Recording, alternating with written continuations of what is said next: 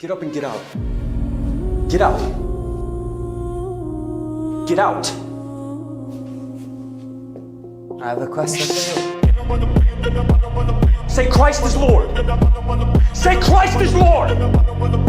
Say it. You say Christ is Lord. Get out. Get out. Christ is Lord.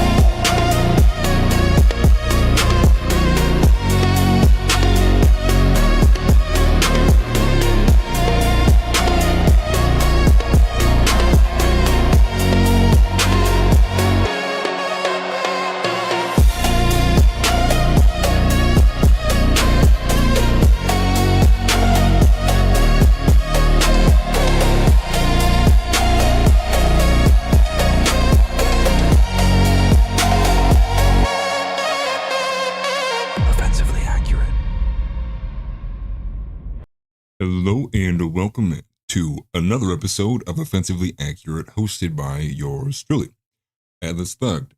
And apologies for missing yesterday. I'm still in the process of recovering from the flu. I feel much better today. I unleashed fury on the bathroom, all of the bathrooms in our house actually, across the last couple of days. It has not been fun by any means, and I've been struggling too. I tried to force myself up a little bit in the early morning of yesterday, and that lasted about 20 minutes until all the energy I had stored overnight had dissipated, and here we are. I had to miss yesterday, so apologies for that. I will probably try to get something put out tomorrow morning to make up for the lack of video yesterday, and also tomorrow we're going to be working on putting out some members only content. So if you are a member, what you will actually end up sorry for being here early enough. But if you are a member, one of the common things that I've been asked about, especially from other creators, guys who are in the space similar to me, whether it's, Real APAC or Mainstream, all the guys we love here at Offensively Accurate, I'm going to make some tutorial videos. Might not be as tutorial-esque as what you would expect, but I'll just basically run through how I kind of set my stuff up, how I do show prep, how I break down articles, how I do research, how I organize things, and also video creation as well too. So anybody who would be even remotely interested in that is what we'll have in store for members content. Just explaining stuff, pretty basic, but it's an idea, and that's what I wanted to push. In terms of what we have for today, we have a lot. And today will be a bit back and forth between casual and serious. Many people probably don't know this, but before I was a personal trainer, I actually did go to The Ohio State University. And when I went to The Ohio State University, I had majored in economics, and many people actually probably don't know that. My forte, my background, my expertise actually is a bit more in the economical category, if you will, both micro and macro. But macro actually had intrigued me a lot more, which means geopolitical. And we have an economic story that's going to be very, very important in terms of the youth, the housing market, and potentially that the housing market, that bubble, has already burst. So more on that, and actually shout out again to Michael Johnson. He had brought that to my attention, so I looked into it a bit deeper. We'll explore that as it pertains to the FHA loans, immigrants, and H-1B visas, and that'll all be tied up pretty nicely. The bigger story, the more cultural one today, is actually the fact that Matt Walsh and Ben Shapiro seemingly got into a bit of a. Let me reverse that a bit. It appears as Ben Shapiro is scolding Matt Walsh over the leaked messages and the right wing's response to it. Now, I had made note of this on X, actually. There's multiple variations of this post going around, but basically led by the same usual actors, Seth Dillon and everybody who has a glazing love for Israel and Jewish people.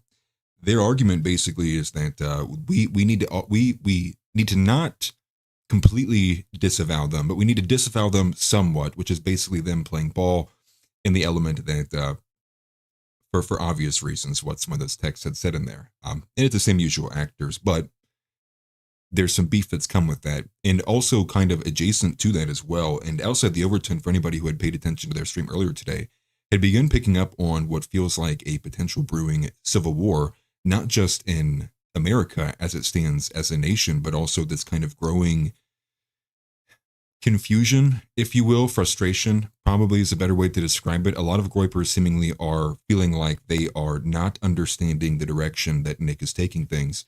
And it feels that there is potential for a civil war, or a lot of groypers who are basically saying, okay, no, I need this explained to me better because this doesn't make sense. And there's a lot to unpack in there, and we will get into it as we make it through there. But obviously, smash the like button. If you don't, I take that personally. I actually would take that as if you didn't like this video, you would attack my firstborn child. No, I'm just messing. I just want to throw that in there. And there's a few other things we can cover in there too. You know, Matt Gaetz had a long segment about the very welcoming nature of Israel in terms of Christianity, and there's few other stories in there too. We have probably what seems to be the first ever renouncement of an AIPAC endorsement, and that was Rep. Seth Moulton. But there is so much to get into today. This is offensively accurate, and I definitely do not hold back. Cut straight through, offensively accurate, that's the view.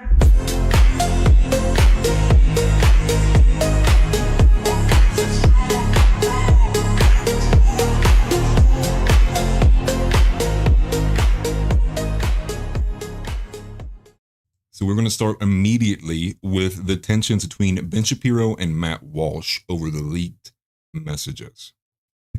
So we're going to start with this video, and what I think honestly had really kind of set it off to begin with was, and I couldn't find it actually after I'd initially seen the post that it went viral, was it's a freeze frame of Matt Walsh, and this freeze frame basically has Matt with this look of like, you know when a guy's being nagged by his wife for like the 7th millionth thing of the day, and he just has this exasperated look on his face. That's the screen grab that was going around, and it was actually hilarious to look at. But here is the video. So this is from AF Post. I believe this is the one that really went viral. Yeah, about 3 million views here. Ben Shapiro appeared to scold Matt Walsh and others for declining to police the right after Politico published an article revealing the New York State Young Republicans' Telegram messages. And like I had said, Ben Shapiro is not the only person that's making this claim or that's taking this position. And to sum up Ben's argument, even before we get into it, because I don't know if he says it here verbatim, but he basically kind of says that this is why the left lost. And there's a point to be made there. But he's making the point that if the right doesn't disavow the extremist language of the right wing, then it puts the right in the same position as the left, which was the left got basically co-opted by their extremist ends, making kind of a parallel argument that the far right is no different than the far left. And everyone here knows that's entirely not true. But that's the argument that Ben Shapiro is laying down here. And so this is a bit of a struggle session where he is scolding Matt Walsh's non-disavow, if you will. So here we go. With the motivations. That is way too loud. Apologize, guys. The Politico story. In fact, even on my show today, I talked about the motivations of the Politico story, which, Matt, I agree, are completely scurrilous and designed to distract from the sort of violent rhetoric we've seen from the left. But it has led to, I think, a reactionary response on some parts of the right to say there should be no policing ever at all. No social consequences should ever attend to things that are said on the right, that it's basically just pure my side versus your side. The problem I have is, number one, I think that's immoral, and number two, I don't think that's pragmatic. I don't think that's moral, because I think that there are things that get said on the right that are really, really, really ugly, and pretending those away doesn't make them go away. I think that they're rising. I think that they're getting more common. I know that my death threats from that side are getting more common. I know I have more security because of that, and it's not just from the left. I have lots of security from the left, and I also get lots of security from the right. Matt, I think a little bit earlier today, you tweeted that kind of your litmus test is the people who are trying to kill you, and I totally get that. I also have that litmus test. The difference is that I think that if somebody tries to kill you, Matt, there's a good shot that it's going to be a leftist. If somebody tries to kill me, it's a frickin' Agatha Christie novel. I just don't know which direction the bullet is coming from at this point, given the sort of various and sundry radical extremes that exist. I'm not going to say that the right is equivalent to the left in this respect, because I don't think it's been mainstreamed to nearly the same effect on the right that it has been on the left. But to pretend that it has not infiltrated a lot of very important spaces, I think is sort of whistling past the graveyard. So that's the clip that went viral. That's the one that everybody has been talking about and highlighting, which again has pushed a lot more of the discussion to go back to, well, maybe this guy should not work for the Daily Wire. And that's probably the main takeaway from our side is if Matt Walsh, and I've said this multiple times, a lot of people have said this many times, and it's still it's why is he still work there? It's beyond me, but probably the money, I would imagine. But you sit there and you think about the Daily Wire, and if Matt Walsh and Michael Knowles weren't there, I mean, that would basically take away and more so Matt Walsh. I'm less keen on Michael Knowles. I know the Catholics kind of like him, but I think the dude's kind of just like secretly gay. I don't want to make enemies in this space. I just don't have a particular taste for him. I know people like him, but Matt Walsh in particular does have this extreme command. And it's not even just the aspect of he's obviously propagating the Daily Wire by a lot of his content, bringing people to that platform. Thus, if they watch Matt, they probably are watching these other guys. But it's to say, like, can Matt not do this on his own? And we already saw this example with Candace Owens, and maybe he is just waiting and waiting for his time, to get an opportunity for his contract to be up and then possibly be put in a better position independently. And everybody knows with the Daily Wire, the way they have these kind of contracts set up, it's NDAs squared, right? So it's non-disparagement agreements and non-disclosure agreements. Many people don't understand that. So the NDA is one thing, but the non-disparagement actually gets into a bit of higher of subjectivity. And I think the non-disparagement agreement is the one where it can be very tricky, where they could basically kind of like rework and look back and go, actually, no, when you said this thing here, we think you really were trying to disparage the company. And we think that you did actually cause people to not tune into us here. And there's a lot of finances that can be tied into that. And obviously, because the Daily Wire is a very Jewishly propped up company. So of course, right, it would have all of these very complex intricacies into it in terms of its contract length. But the bigger point there is Matt Walsh needs to leave. Do I think this is a particularly like a scolding instance at all? Not really, not at all. I think this is just typical from Ben. It's more so kind of just wild that Matt Walsh continues to put up with it. And I do think that the biggest boon wouldn't be that Matt Walsh is on his own and he's like now saying different things. I don't think he would say different things. I think the best bonus would actually just be that people go to Matt Walsh blog instead of Daily Wire for his content and begin to kind of chip away at the Daily Wire, like eliminate it. And obviously this is what we're trying to do here with, the New American Vision. That's the group that we're a part of. And that's what we're trying to do. We're trying to build a competing network against these guys. It does suck that the Rift TV has like the coolest color scheme ever. I love the black on the harsh red and orange. And then they have a blue logo they came up with now too. It's like, I want that logo. Obviously not going to have to pay for it or anything. But that's the story there, right? Is you have, again, this gatekeeping element of the right wing that shows its face. And go back into when I said I'd seen 5 variations of this post. I'm talking, it's the Daily Wire. It's the same actors, and particularly the Daily Wire, but more so Seth Dillon and this Babylon Bee network. And it's crazy because this Babylon Bee network is kind of entrenched in multiple areas. They kind of send their guys and vice versa to, these different kind of podcast platforms. But, if Matt Walsh and Michael Knowles left the Daily Wire, I would imagine then would Seth Dillon and Joel Berry not be the perfect hires to bring into the Daily Wire? Would you guys not get what you want, a more aligned front with your guys' actual wants? And that's where it's coming from. And it's this continual, having to make sure that the gatekeepers are always putting anybody dissident, anyone to the right of them is placed in this box. Anyone to the right of where Seth Dillon is, which is very far left of center, is, an automatic Nazi and has to be treated with this extreme care. And it's unfortunate too, because it goes back to where a lot of this, what I would consider just retarded thought is. Ian Carroll, someone who I appreciate quite a bit, actually was talking with Harrison Smith about some of these political solutions. And they were talking specifically about uniting like the middles of each side. And we need to we need to go for things like pragmaticism and such. And that's simply not in the cards for us, right? The way that they kind of frame this unity aspect constantly is where our leaders, our Republicans are already at maxed out complete. If you had a slider, right, there's no more compromise you can max out. So they're saying, unite these guys. But when we look at these individuals, we go like, you don't represent us at all. Like you've compromised on so many things that it's like, we can't even consider you on our same team. So when Ian Carroll and all these other like normies, like everyone who's friends with, Elon Musk and this libertarian kind of middle crowd that wants to unite the right and bring everyone together, what they're not understanding is that, in fact, there's a plurality, if not growing majority, of people who are to the right of where the mainstream guys are. So you can unite as much as you want. You're only going to take like 8% off the top. No one's going with you. But again, this is all because we're trying to figure out, how do we avoid civil war? How do we avoid these tensions reaching a point that we can't come back from? And day by day, I don't see it going anywhere good at all. We kind of get like these small little droppings every so often, but ultimately none of it's really that impactful, that big, that meaningful, at least in my opinion. And so to go here, this is this was kind of Nick's take on it, and I'll go ahead and play this. Again, we're going to react to a lot of different videos here. This was Nick's kind of response to this, and he was on a show yesterday.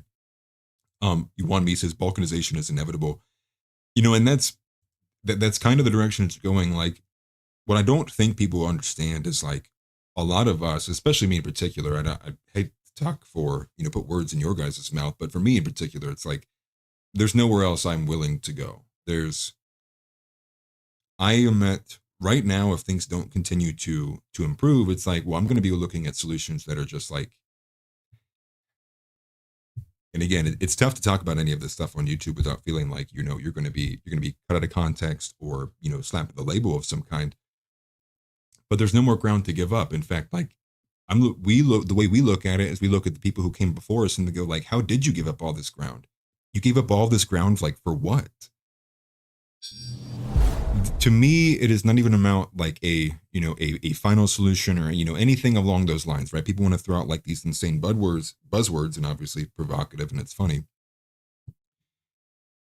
But the point is like, if we begin to not be getting that's such a black way to say that.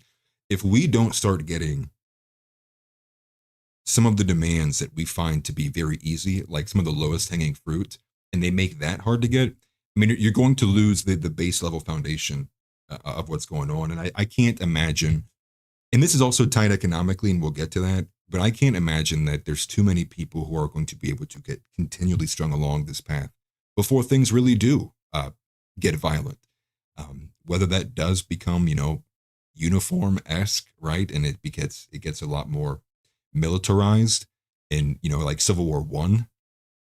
Or maybe it looks like Egypt and you have 65% of people just still don't care.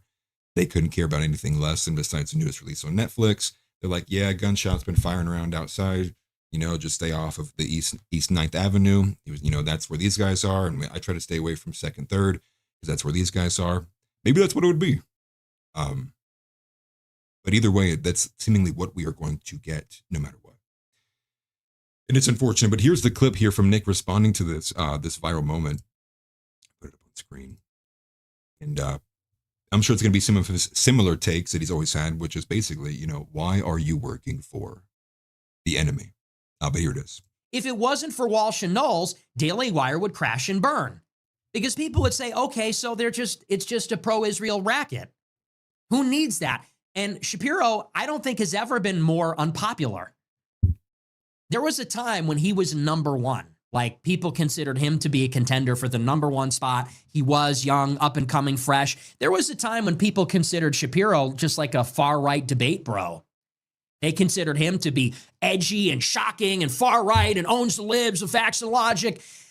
You really maybe do not realize the extent to which he has lost all his cultural cachet.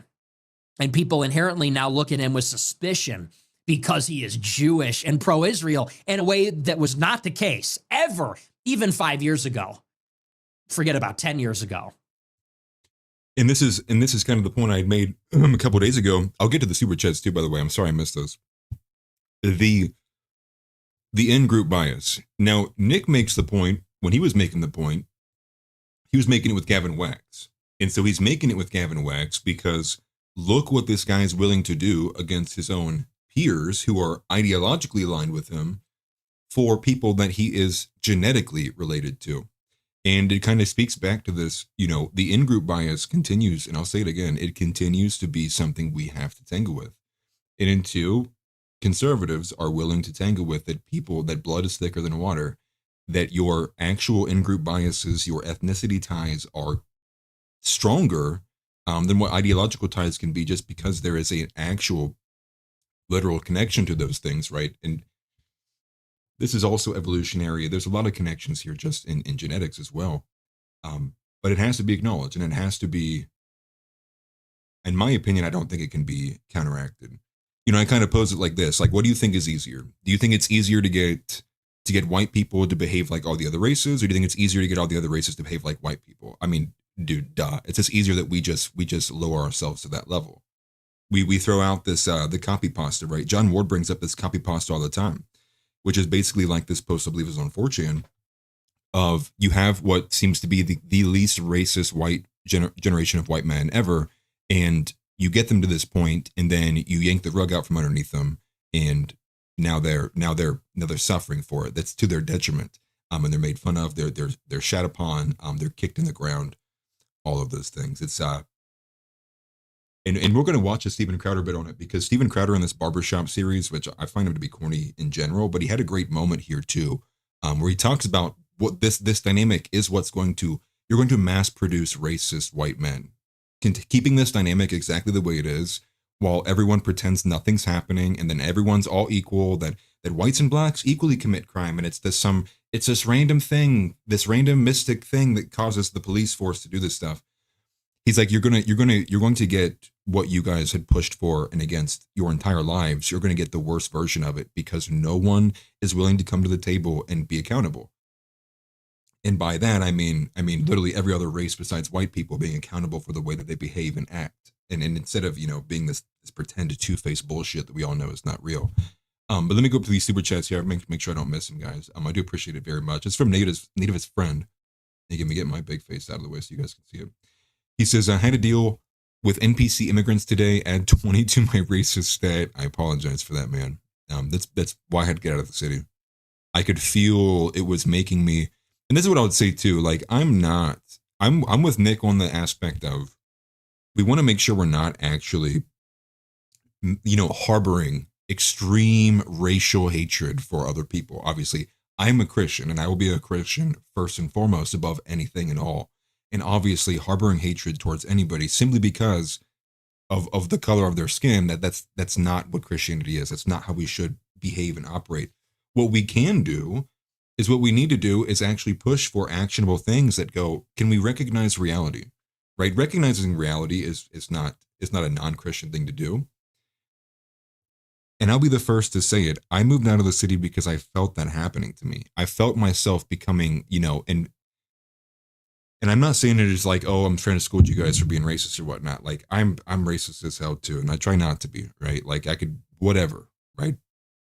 And the issue is letting it just fester while nothing improving only makes it so you have a higher moral challenge when you face God, which is like, you hated these people. What did you do? And that's where I think Nick is actually pretty spot on in terms of how to deal with the race aspect. Is it's not hateful to be pro-white. It's not hateful to recognize, hey, there's differences here. What it is hateful to be, though, is to not ever give a benefit of the doubt, and to always, like, on first instinct, just like, hate or do things that would push hatred, obviously. And the moment that you have a clean break from what it says in the Bible, it's like, you gotta really start packing it up and figuring it out. And that's part of the challenge, right? Part of the challenge is this kind of insanely frustrating dynamic to be in, which is, the right thing to do is to be positive, love your neighbor. But you also know, on the other hand of that, is this continual tolerance in not doing anything that defends against that stuff will bring about the destruction of your people. And so I don't fault the average white man for being confused, angry, frustrated, and not have an idea of what to do. But at the end of it all, it's like the singular goal of honoring God and seeking God first and foremost in the kingdom of such still remains like what our prerogative must be. And so we can't lose sight of that. That's not to say to ignore things or to turn the other cheek or to listen to these ridiculously retarded female pastors who have no business being in front of a pulpit. It means to say it is very nuanced. It is mean to say it is a very difficult and challenging thing to have a discussion about, to dissect, to make to even engage with. And part of that is because the media, what the media does, the way that the media interacts with this problem, and it obfuscates, and it immediately calls you racist. It destroyed the language. It's hollowed out so many different uses of words. that we have to fight this battle, that you have to beat some of these like first look, first impression type things. It's not easy, man. Not at all. Let me go back to some of these other super chats. One from the Orthodoxer says, "Hot diggity damn, it's been a minute." I appreciate seeing you, brother. Like I haven't seen you on one of these streams in a hot minute. We have Goiper Chad says, "The outside the Overton guys are concern showing. Nick said J.D. Vance did the right thing, and now he's supposedly flipping. Idiots." Said are concern showing. Nick said J.D. Vance did the right thing, and I suppose I would say no. I would say if anybody wanted to get a real insight into what I think is a very, very, I don't know what's on with Nick, but he did crash out because somebody had trolled him with a super chat about like Jackson Dart and Cam Scatabo or something. And we'll get into it right after we watch this clip. It's not just outside the Overton. There's other big dissident right groups that are saying they have no idea what's going on. It looks like he is kind of spiraling. That's their words, not mine. And people can be offended and act like women and be emotional if they want to, but it is very curious. And that's part of the story here, which is, do we have a growing Goiper civil war? It seems like there are a lot of people coming out and just being frustratedly confused. But here's this, actually. We'll go back and finish this, because this is, again, him responding to Matt Walsh and Ben Shapiro working for the enemy. So I've been very critical, and I've said, Matt Walsh and Michael Knowles, what are you doing? You got to leave.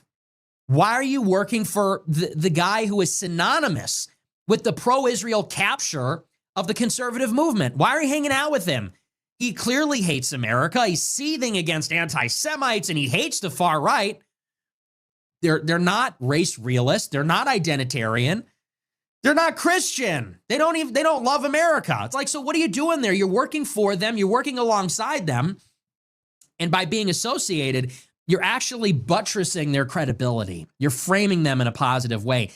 So you're like a puppet regime. You're like a puppet regime of a foreign invader. It's a deep treachery. I've been very critical, and I've been putting a lot of pressure on Walsh. And look, nothing personal, kid. I try to be kind, and I try to be fair. I think Walsh and Knowles, I think they're good guys. I don't know them. I've never met them. I've never talked to them. I met Knowles very briefly 7 years ago, but he didn't know me at the time. They seem like good guys. They seem like nice guys. I imagine I get along with them. I think they're doing a lot of good, but they're doing a lot of evil by supporting this crap. And I've been critical of them, not to hurt their feelings, not to hurt their reputation, but to put pressure on them to leave and do the right thing. Which I find it to be correct. They do need to leave. And like I had said, propagating the Daily Wire entirely. I did not see the crash out against the Albanian guy, Super Cheddar. I did not. I'll have to go check that out. He was reading the $3 chats by accident. That's funny. I didn't check the amount. I just saw the clip earlier today, this morning, when I was trying to get ready. I don't know if you're making that comment to me or to Nick, but if it's to Nick, he's specifically talking about Ben Shapiro and Andrew Klavan and largely the Jewish complex that makes up the Daily Wire. So no, I don't think that there was any mention of all Jews in there, but I'm making the statement, and many other people are too, which is there is obvious in-group biases among ethnicities. And it seems to be, and it shows its face continually, that it will always supersede even ideological differences. Again, this is what he had brought up with Gavin McInnes. This is part of what the debate was. This is how 2 times in a row, Gavin McInnes calls up a Jew and he says, "Hey, prove Nick wrong." And they put him on the phone and he goes, "Oh, actually, Nick's right here. We would actually say that. We would actually agree with that." So make with that what you want. It's the idea is that whites have been the ones who have been psychologically manipulated and socially pressured out of it. Meanwhile, all other group was pushing for that. And the idea being here is like, we have more fundamental things that need to be brought in. And I think the idea here is the Overton window is obviously moving to the right, and we'll see that with the Steven Crowder clip. But again, the race realism aspect, like that needs to be like our mainstream conservative guys to even the one of the beginning pins to be one of our guys in conservatives is to recognize race realism. To me, without that is like you're no different than some random guy I could pull out of a crowd, right? I'd rather debate Destiny, to be honest with you. I'll get a more realistic conversation with him than somebody who refuses to acknowledge the race is real. We have Nativist friend here with another super chat. Appreciate that very much, brother. He says, religion through behavior affects genetics. And there's a lot of things. There's a lot of things going on. And thank you. This is okay. I'm glad this is an international comment here. He says, you Americans are being cucked by parasites and you aren't doing anything about it. Truth. Very true. And it continually happens. It happens over and over and over again. And what do we do, right? It's got to be somebody. Somebody's got to do it. And it can't be that this fat losing, hicklib who's raging about not real Christianity when the guy's probably not even opened his Bible one time. We're up against a lot, man. And that's part of the issue. It's like we're up against a lot. And so for people to expect the answer to be easy, for people to expect that like the strategy will be easy, it'll be easy to follow along with. It's like, no, it's like, hello, did you wake up yesterday? Like this has been happening for years. Some of these things are decades, century-long things that they were century-long march to the institutions. That's some of the stuff we're up against. And so to expect that like we're going to have easy answers and like, it's missing the bigger picture. Be quite honest with you. Forgive me, my tooth's come back. Might be able to tell too. I'm sweating in here. It's like 60 degrees in here. I'm absolutely sweating. And that's part of it too, because it's foundational. The race realism, not only just in terms of like what we need to ward against and to actually actualize and realize and acknowledge in terms of how that affects politics and its applications of such.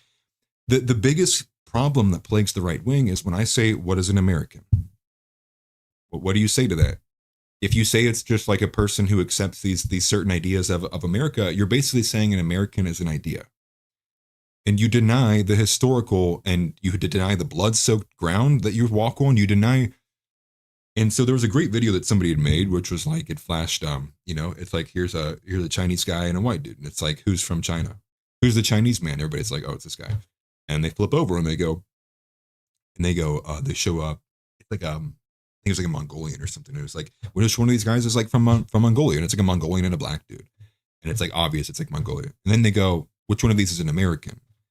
And then they show a white guy and then an Asian guy. And all of a sudden, no one can answer the question. It can't be this way. And I said this to John Ward in the interview, like, bro, if a bomb goes off, right, and my lizard brain turns on and I'm in this room and I'm like, I look real quick, like my eyes, as they scan the room in that 0.0001 seconds, it's like, I saw Americans. I didn't have to think about it. I know what an American is. Now, truth be told, there is an element there, which is like some minorities are Americans. And there is an American, well, there used to be, I don't even know what you would call it now, but there used to be an American culture. It kind of died very quickly. But when you go back to like, you look at some of the older, like Black Wall Street, and you see the way that some of those men behaved, like they had assimilated into that culture. They had made their way through.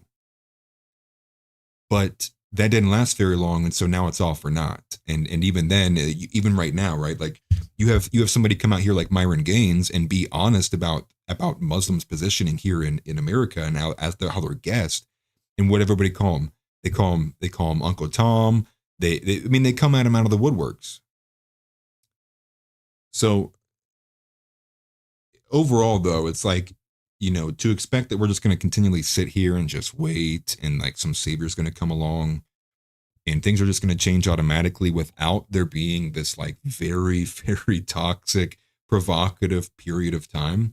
I don't know what to tell you. I mean, like it's going to have to be that way. People have to be open about what they're saying. And that, again, underpins this entire political messaging aspect with these leaked messages, which is, like, maybe if you pussies had been saying this shit in public instead of just saying it in private messages, thinking that that's edgy or some shit, we probably wouldn't be here. Instead of like lying constantly every time you go up to the pulpit and say, wow, I love Jews, I love Indians, can't wait for more of them to be in my country. And then you go in your private chat and say how you really feel. Hey, maybe if you would have said that at the pulpit with some actual balls attached to your scrotum, maybe we wouldn't be here. Maybe if Matt Walsh had actually, says like, hey, get these lesser beings, these lesser third world immigrants out of my country. They're raping everything here in America. Would we be here? And this isn't just to target Matt Walsh, and it probably honestly shouldn't be, because he's probably one of the more pundits that actually gets closer to the target. But it's to say all these other Republicans, right? How many other group chats could I go and find if I had access to? I'd pull out and I'd see the same messages, but they're only saying it in private. And I got to sit there and think, well, why are they not saying it? Why are you not saying it in private? Is it truly the fear of losing your job? Is that detrimental? Right? Like, do you fear like your wife annihilating your life? And I mean, that is a real fear, to be honest with you, but still. It's just to say I'm not happy with what I'm seeing at all, and I believe Peter Gienta and a few others have already been fired. You know who's not been fired? Gavin Wax. Supposedly, I looked that up earlier. Like, AF posted a post about it. He's not getting any reprisals so far. Just like, okay, more the same, man. More the same. Okay, if you want women presidents and you want interracial marriages nonstop, you want to always be the butt of a joke. You want to always be like the last person on the totem pole. You want to go ahead. Keep doing everything as it is.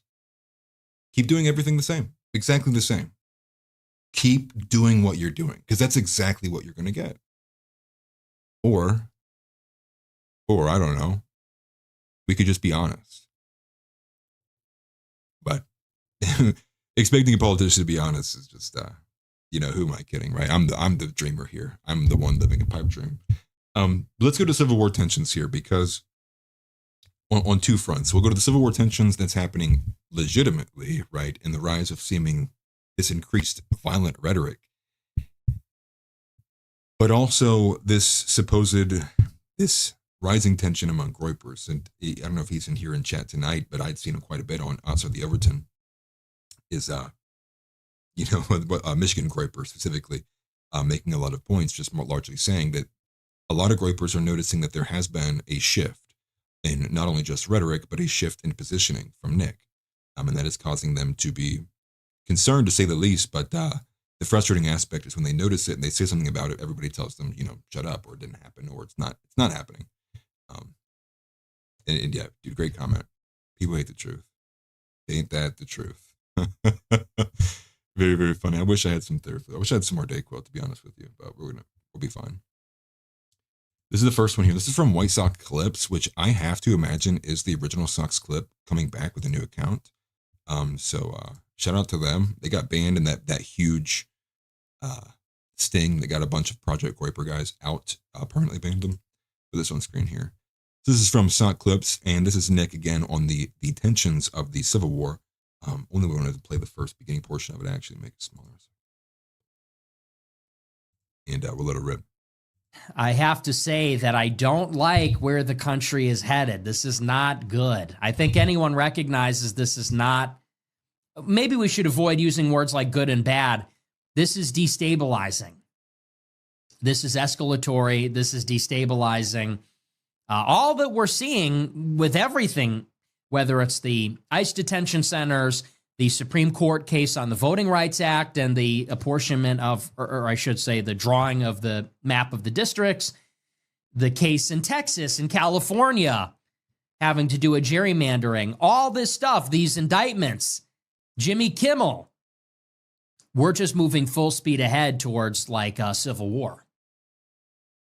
And I never was that guy. I said that on Alex Jones this morning, and I think if you watch my show, that's true. I'm not the Civil War guy. I'm not a prepper or anything like that. But lately, I have been sounding the alarm. It's getting dangerously close to that, because everything that you would see that would precipitate that, all the pieces are coming into place. Let me also address this comment here too. From Lucy, she says, Matt Walsh is one man. Would he get support if he completely let it rip? I think not. And that's kind of the point. That's the point of what this show is. It's the point of what I've been saying for quite some time, which is, and many people have acknowledged this, there is going to be an era of martyrs. And you think about, let's go to even something that's not non-political, right? What was the guy's name who, one of the first people who had basically said that the about gravity, right? That it's not that the solar system revolves around the Earth. It's that the Earth, the other rest of the planets, revolve around the sun.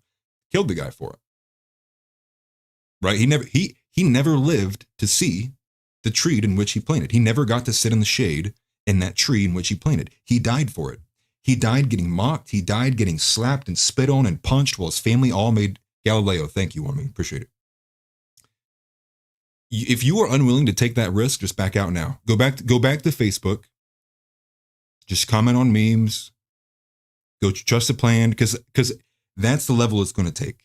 It's going to take men who have conviction, so much so in the face that they will bury their legacy because they believed so much that they were right. That's what it takes. And when I look at the people who are in our camps, when I look at the men that are like supposedly going to these events, they don't look like men who have the conviction Galileo did. And that was and he had the conviction because he just believed it. He believed his own, some of the markings and the metrics that he had. Was he in prison for life? I thought he got executed. I'm positive that he got executed. I could be wrong on that, you knew the name, not me. But there's many other instances like that, right? Even if it wasn't Galileo, it doesn't, who cares if you're one man, right? Like, who cares? Who cares if you are one man? If you know you're right, if you know it's true and you want to fight for the truth, then do it. If not, don't. It's very simple. It's very simple. And that's what I think bothers most people, which is like, you just got to say, out loud, your beliefs and do things down that direction. Also, what is up, Donnie? Donnie, also, I've been meaning to say this for a hot minute for Donnie.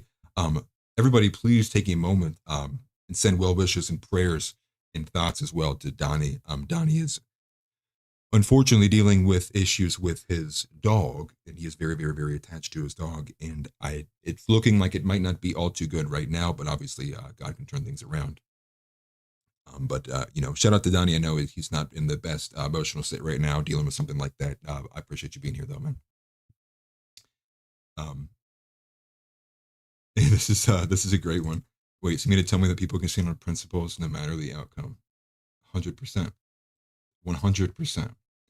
And this is kind of the idea, which is like a lot of people, and this is how politics basically seems to be, is that if I can't gain anything from it, then I'm not going to do it.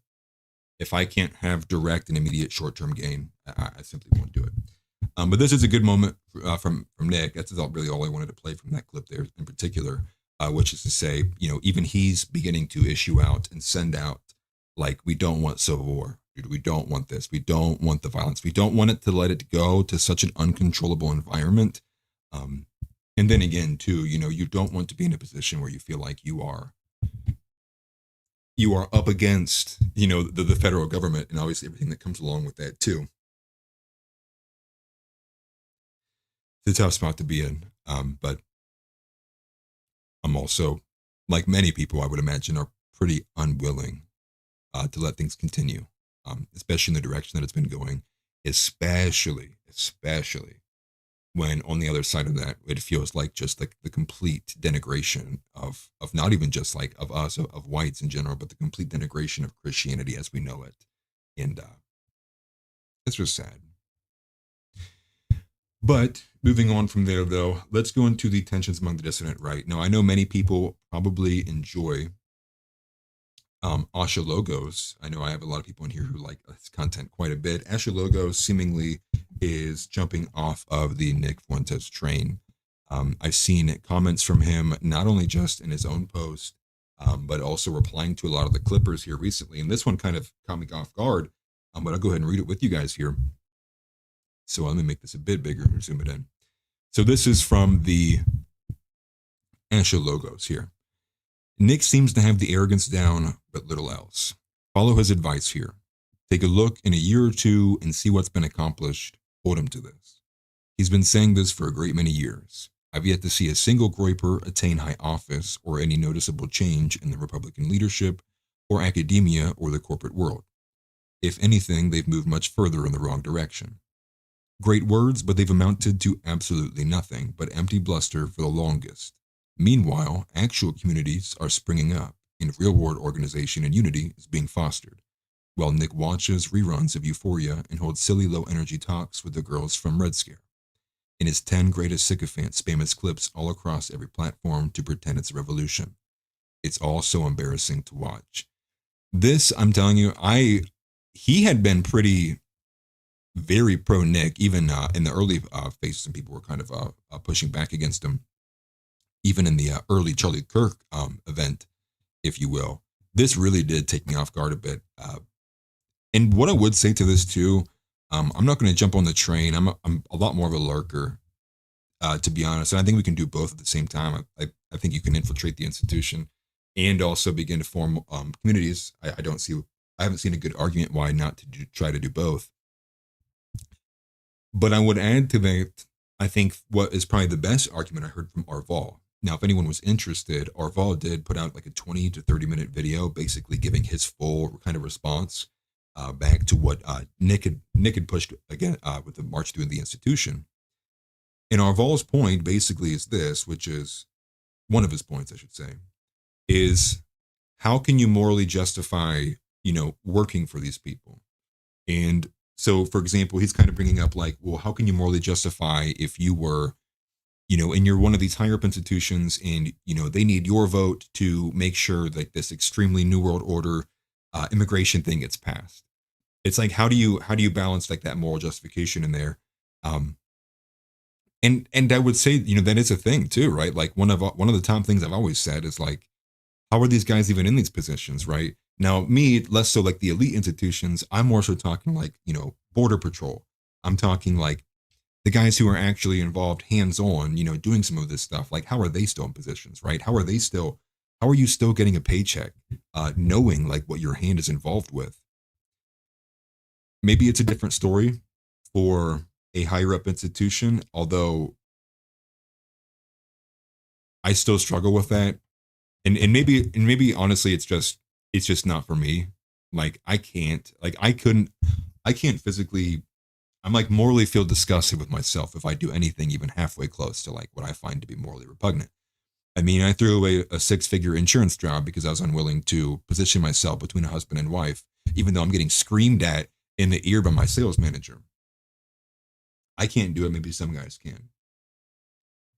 I don't really know what to think about that, to be honest with you, but I did find it to be a pretty compelling argument from Arval. He probably worded it a bit better than I did in terms of like how that would look in an elite form. But yes, we can actually, well, I was going to explore that in a little bit, Donnie. If you wanted me to cover that for you. But that goes back to Charlie Kirk. I'll save it towards the end because it's going to take us away from where we're at with this. But there's just a lot there. There's a lot going on. And maybe it's good. Maybe it's also could be a positive thing that you have this kind of growing faction, whether it's just Groypers alone or dissident right in general. But we really need to have this conversation about where do we need to be putting our guys? And maybe there is an argument against doing both at the same time, which is if we're already short on time, then we probably need to pick whichever one's going to have the biggest benefit to us or the biggest return on investment. So have these conversations. It's sad to me that it's like, we have to argue about ego and like who's right. And it's like, dude, it's like, brother, like I got a family, man. Like, I got a wife, I got a daughter, I plan to have more. It's like, I don't give a shit about who is right. I don't give a shit who wants to be Glazemore. I don't give a shit who's got the viral clips, dog. I want my fucking country back, man. I want Christianity to be in the schools again. I want brown people to shut the fuck up. I want people to go to jail when they commit crimes. Like, can we not do this just like such a effeminate, like bitch competition on the internet? Like that to me is like, that's what gets me. It's like, I'm not built for doing any of that, dude. I'll just tell you straight up. Like, I don't care. I don't care, bro. I care that we do things that actually matter. I have people in my life I've seen that have been broken by this shit. I don't care what points you get on the internet. And so to anybody who wants to have like this bitch fit and bitch fight between like Groypers versus anybody else, I'm not going to have it with you, dude. It's not my prerogative. I care about winning. I care about what's real, what's true, what helps my children, my family. That's it. Done. End of sentence, period. Done. Ding. You can go argue somewhere else about all the other extra stuff. And we're going to have a hard segue from that. hard segue from that into the regime change happening in Venezuela. We're going to cover a bit more of that actually. So hard segue into this, but you might have seen it. I covered it a little bit a couple of days ago, but the lethal operations have been given to the CIA. And this obviously was, people were like, whoa, what's going on? But not that much. Today, however, we got a bit more of an actual kind of reaction, and that is because Donald Trump dropped an F-bomb when he was talking about Maduro. And it was because a journalist had basically said, listen, Maduro offered a dominant stake in his petroleum industry. He offered a dominant stake in the rich mineral industry there in Venezuela. He offered to retire in 3 years. He wrote up a plan of like how he would transfer power in 3 years to like somebody else. They all turned it down. They turned it down at every single step of the way. They cut them all.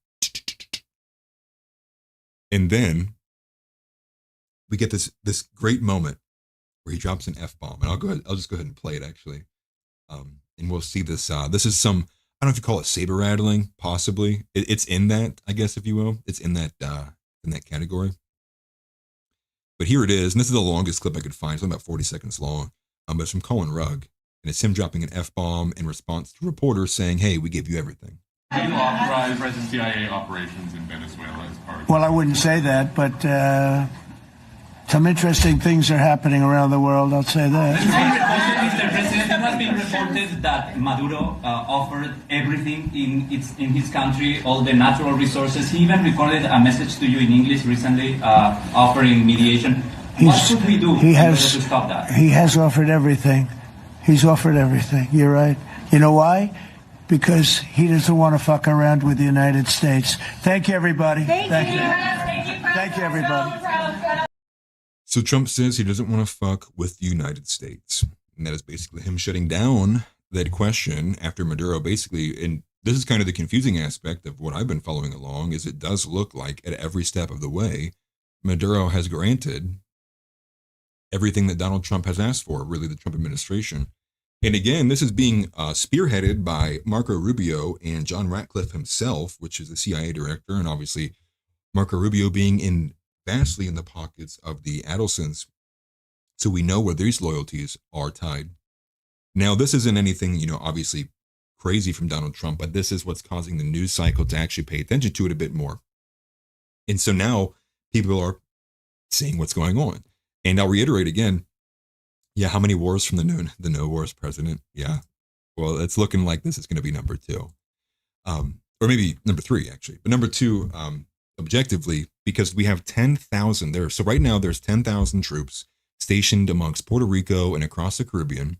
We have a Marine contingent also stationed in and around the Venezuelan coast.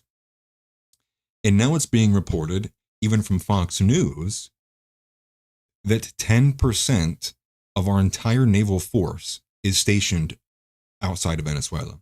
So here's this Fox News segment, actually, that Stu Peters had clipped. But I'm going to pause it before we actually go into this clip here.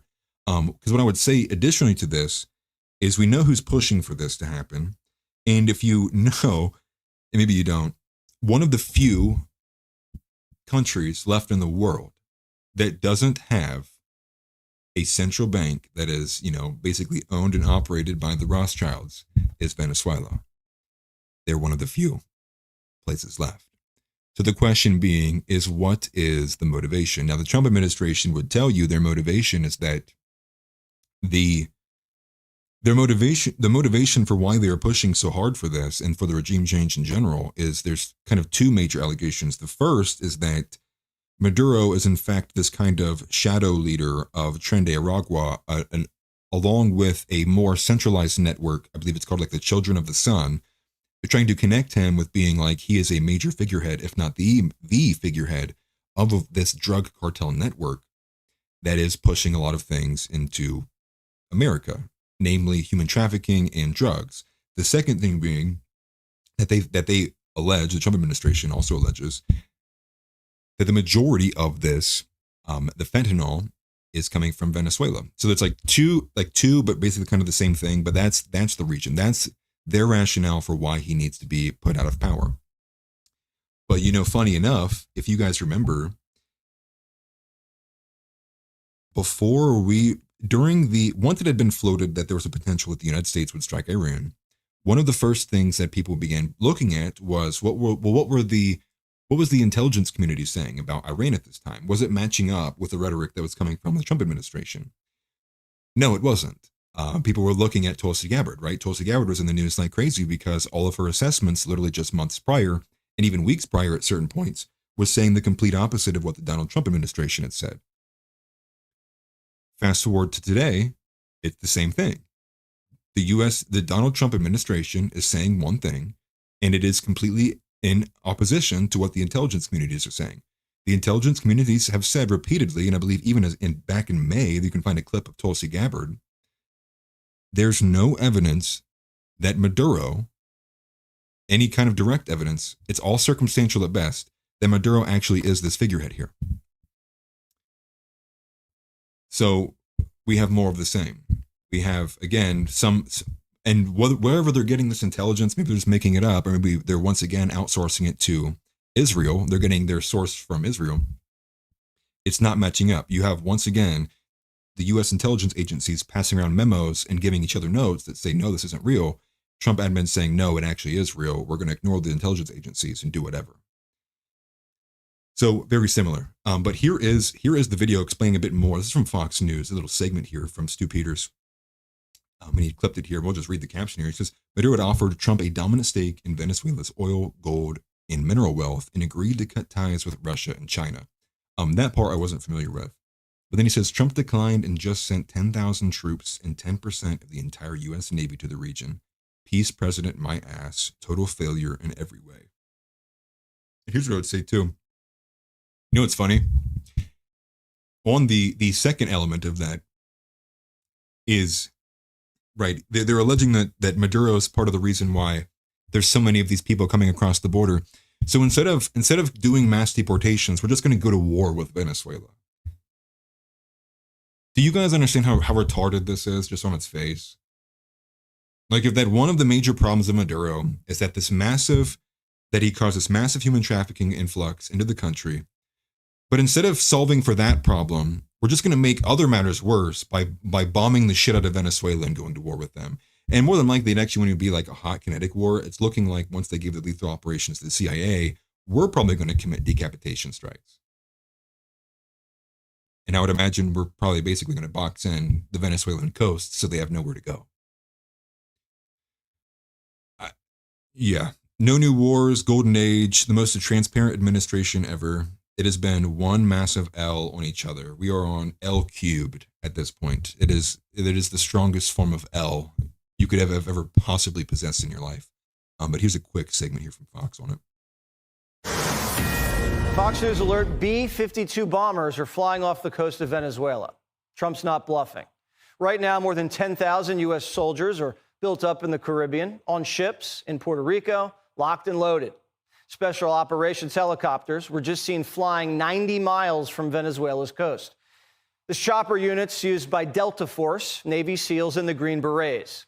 The Black Ops were spotted off the coast of Trinidad. They're very important for search and rescue missions. Also spotted little birds. They're smaller but faster, designed for quick insertion of special operators behind enemy lines. The Ghost was also confirmed to be in the Caribbean. That's the nickname for MV Ocean Trader. It's the kind of ship that doesn't want to be found. It's designed for black ops and special missions because it's dark and blends in with cargo. There's more. 10% of the U.S. naval power is now in the region. It's a major shift.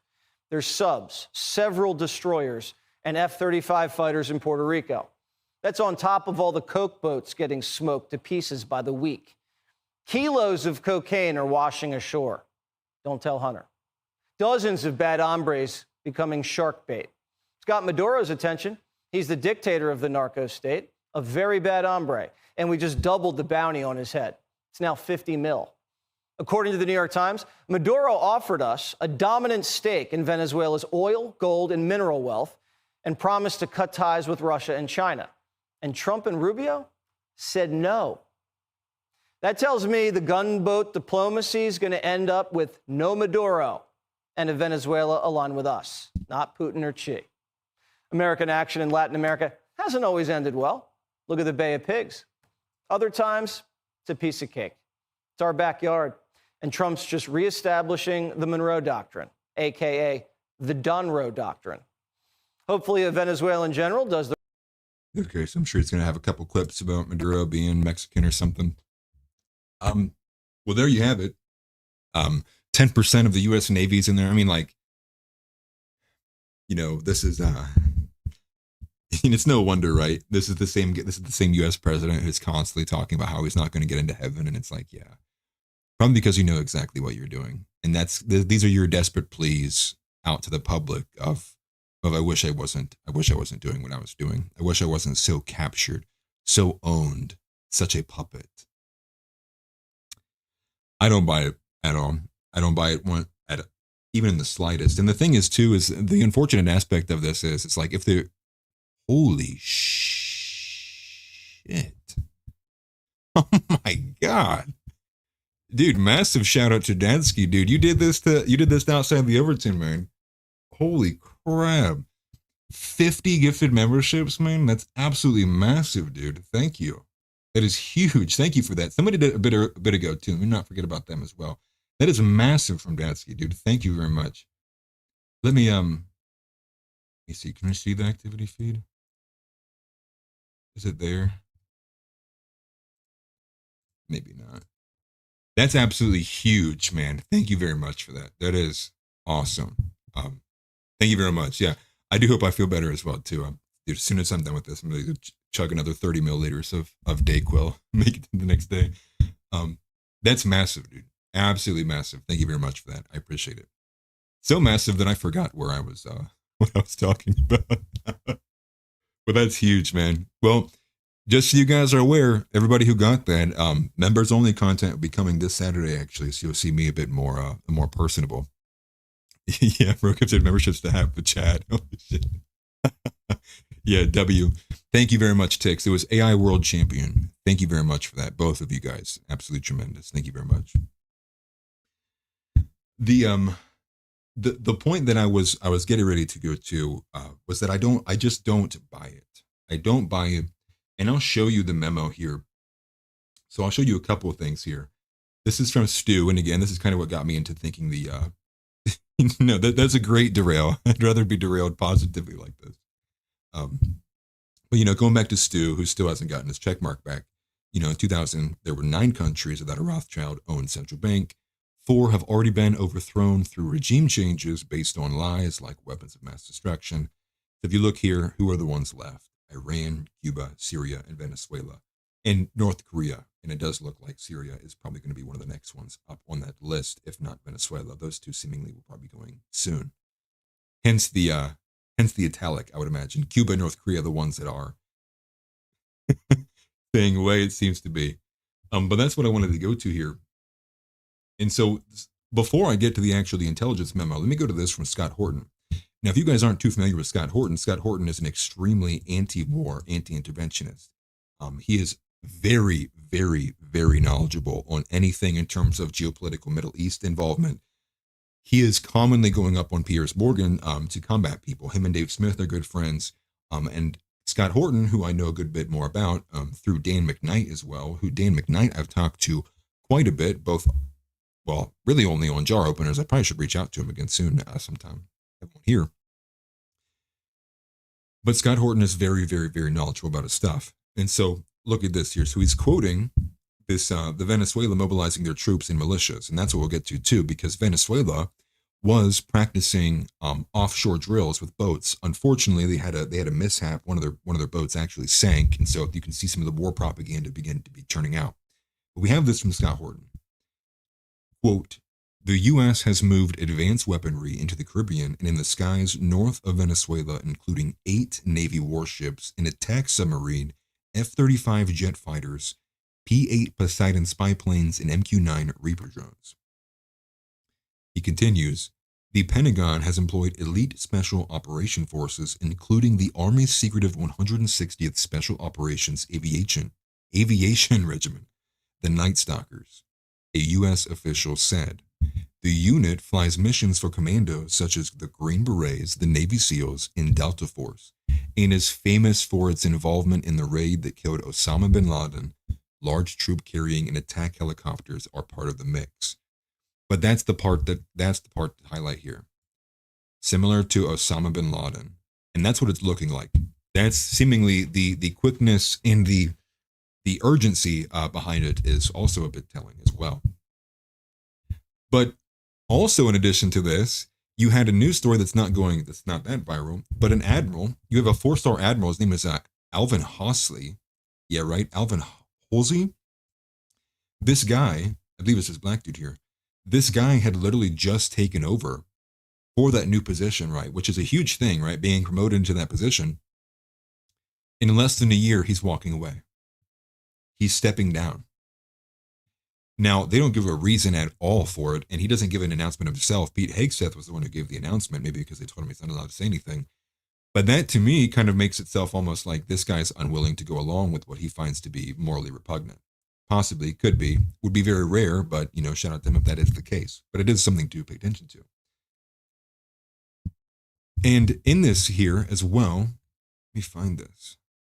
Get this direct quote from Donald Trump.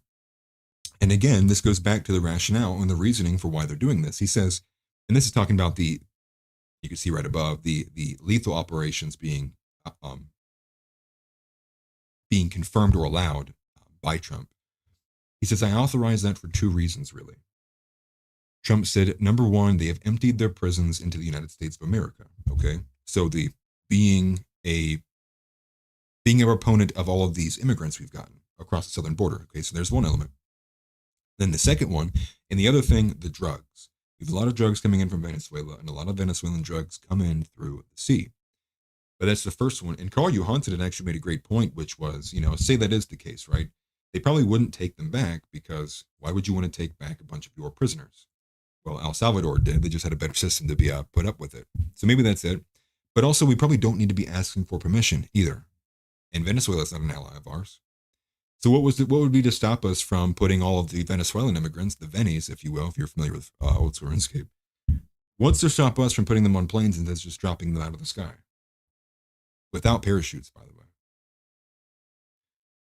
This idea that there needs to be some very great, pat him on the back, this kind nature to a process is no. Just kick them out.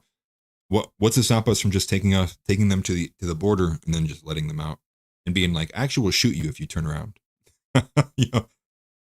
Hey, are the turrets working? I don't get it.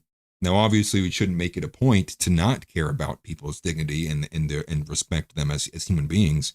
But at the same time, it's to think that we need to give them Pampers and a warm towel on their way out. It's dude, miss me with that. Get these people out of the country. And the question then is, well, why? Why can't we do that? Ask yourself that. And I'm not going to give an answer. I'll let it be a rhetorical question. Why can't we do that? What is stopping us from doing just that? And I'll let that remain a rhetorical question.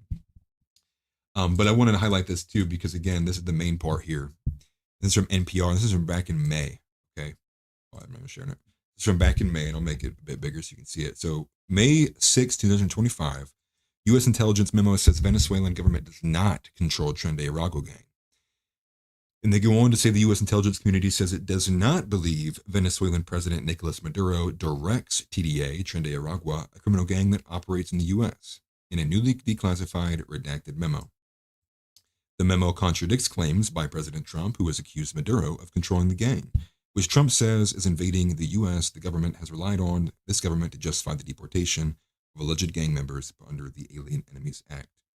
And so you can go on to say, the Maduro regime probably does not have a policy of cooperating with TDA and is not directing TDA movement to and operations in the United States. In fact, the memo states Maduro and top Venezuelan officials view the gang as a threat. The memo states that the Intelligence Council has not observed the regime directing TDA, including to push migrants to the United States. which probably would require extensive coordination and funding between regime entities and TDA leaders. Also saying that if it was happening, there should be a lot bigger of a trail. We should be able to see a lot more of this connection here, and they're not seeing it. And likewise with that, well, what also happened? Well, what also happened was Tulsi Gabbard, who is in the position for this, right? Who is heading the, what is it called? The NDI or the DNI, Director of National Intelligence, right? There's so many positions, man. She once again has flipped. Now, I don't think she said it speaking wise publicly, but I think she's had put it in writing. And this is now the second time that she has once again been completely with the U.S., the intelligence agency. And the moment that the Trump administration breaks away from the intelligence agencies, she joins the side of the Trump admin, and she'll say what she said like last week is completely wrong. Women, man. No, just messing. That's less of a woman problem, more of a liar problem, more of a I will do literally whatever I must to remain in power problem. Who cares about my constituents? I am a self-serving entity. I am a politician. So that's that on the, some of the latest on the regime change there. There's some smaller aspects of the story as well, but that's kind of where it's at in its broader sense. It's just unfortunate because it's moving so quickly, and seemingly there's not too many anti-interventionist voices that are mattering at this point. And the other element with it too, majorly, I would add too, is just the seemingly like not only just how quickly it's going, but also that the MAGA crowd is just okay with it. And I've said this multiple times, but it really does feel like they have basically beaten any kind of dissent out of MAGA, and the people who are still in MAGA, who are wearing the hats, who are like, I'm with Trump, they're the ones who would just absolute sheep. And I think anyone who would have been, hey, that doesn't seem right, or would have asked a question, they're probably either watching Outside the Overton, or they're watching Nick Fuentes, or they're here in this chat right now. You can't lie continually. You can't do so many nonsensical things and then not deliver on actual promises and then expect people to just stay there. Loyalty doesn't run that deep anymore, and especially not today anymore. That's for sure. But that is it for the essentially the regime change there. I think we're going to get into one of our segments, to be quite honest with you. I think that we should. Yes, let's get into one of our other segments here. Actually, we have a couple of them. We have more of the gay of the day. We also have another community submission, which is actually going to be the featured story of today, a bit more economical. But tell you what,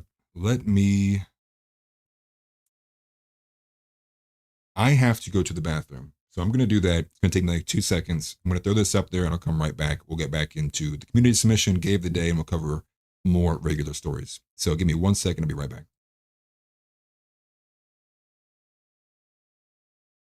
Get up and get out. Get out. Get out. I have a question for you. Say Christ is Lord. Say Christ is Lord. Say it. You say Christ is Lord. Get out. Get out. Christ is Lord.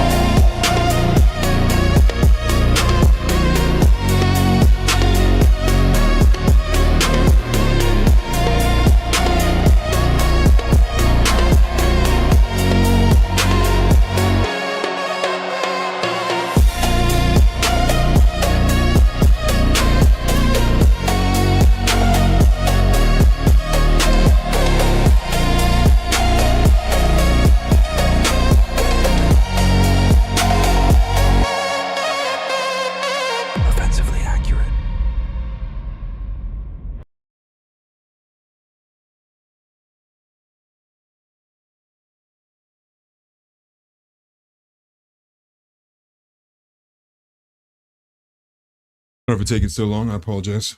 Whew. Blue is not fun by any means. But okay. What we're going to get into now is we're going to cover the community submission. We're going to get into how the housing bubble may have already burst, and maybe some news to you guys who you probably haven't seen about the housing market, a bit more economical with that. And then we do have some of the gay of the day. And I think once we get past the gay of the day, we'll probably cover Matt Gaetz having a long segment on the treatment of Christians in Israel. And then I think we'll also probably cover the Sean Ryan and Trey Stevens Palantir video. And man, I think Sean Ryan's is a very, very strong Fed asset. But okay, on to the community submission. This is today's community submission. So the community submission of today came from Michael Johnson. And again, this guy's been sending me a lot of stuff. So shout out to Michael Johnson, very well researched. Somebody who has been involved with Patriot Front, done a lot of interviews, done a lot of legwork on the ground, and also somebody who is going to be putting together with a video, and maybe we'll have him on the show here soon too, I would imagine, covering a bit more about how to actually get involved locally. So if people did want to actually begin their march to the institutions at the local level, Michael Johnson has some great content. He's putting a video together. I'm not sure how long he said it's going to take him. He said probably a couple weeks, but then we'll get him on there and we'll cover that. But he sent me this post. So let's put this on screen here. What did he send me? Not Scott Horton. He sent me this from Darth Powell. And this guy says, "Holy F." And I'll just go to this picture here and I'll open it in a new tab so it's easier to look at. But this is what he sent me. And so what you see on screen here is this is the FHA loan locks to immigrants without permanent residency, including H-1B visa holders. And what you're going to see here is that there was an executive order that was passed around May 25th that locked out so NPRs is the language they use, so non-permanent residents. So what happened was they locked out NPRs because Donald Trump pushed this executive order, going hard against immigration and H-1Bs. And I think it came alongside the $100,000 application for the H-1B. I might be wrong about that. But what you'll see here, and this is from John Burns Research and Consulting, that from 2019, that's where this chart starts, February 18th down here in 2018, that the percent of loan locks that were happening to immigrants without permanent residency was around 1%. And it stated this until about when Biden comes into presidency. And you can see it massively skyrocket all the way to here, to this year in 2025, around February, earlier this year, that the FHA loans that are getting locked, 5 to 6% of them were non-permanent residents. Now, it might not seem like a lot, but in terms of the housing market, it's actually pretty substantial, given the amount of effort and labor and transactions going into each one of these purchases. It's actually very, very, robust. And after that's signed, so you see in June 2025, the first full month after the FHA ban, effective in May 25, it's effectively gone to zero. So what you'll see here is it's actually less than 1%. It's like somewhere around like 0.1 something. And so now it's actually looking like that not only will they potentially possibly be selling, I think those who are already locked into these homes will remain locked into those loans. The thing now is now these non-permanent residents have to compete for conventional loans, meaning that American citizens no longer have to compete with non-American citizens for FHA loans, which is a fantastic thing. And I'm going to be honest, dude, Lord forgive me, we should have never had to been competing with non-Americans in the first place. And whoever allowed that to happen is an enemy to America. It's an enemy to my family. Anyways, though, beyond that, what do we get? Dude, we get all these mortgage companies coming out. You have even the national, the NAMB put out like this an expanded statement. Michael Johnson ended up sending it to me and put it on screen here. Let me find it here. They're like terrified. But what was it? Their explicit statement. I'm trying to find it. Look at this. Non-permanent residents often contribute to the vibrancy and diversity of communities. Limiting their access to homeownership could have adverse social implications. They're literally, I can't find it in here, at least not on glance, but they're concerned. They're concerned because the pool of people getting mortgages will contract, will get smaller. And you know what that means? These bloated household values, they're going to start falling. People are going to have to sell sooner, quicker. They're going to have to drop the prices. So is this enough? Did the housing bubble burst already? It might have already. You know, that's a huge percentage in a big group of people to get blocked out and then be squeezed out specifically. And who knows if it'll stick, though, because no joke, you have the U.S. Chamber of Commerce is suing the Trump administration over the $100,000 fees that were imposed by the H-1B visa. So your own U.S. Chamber of Commerce is going to war for the rest of the world against you.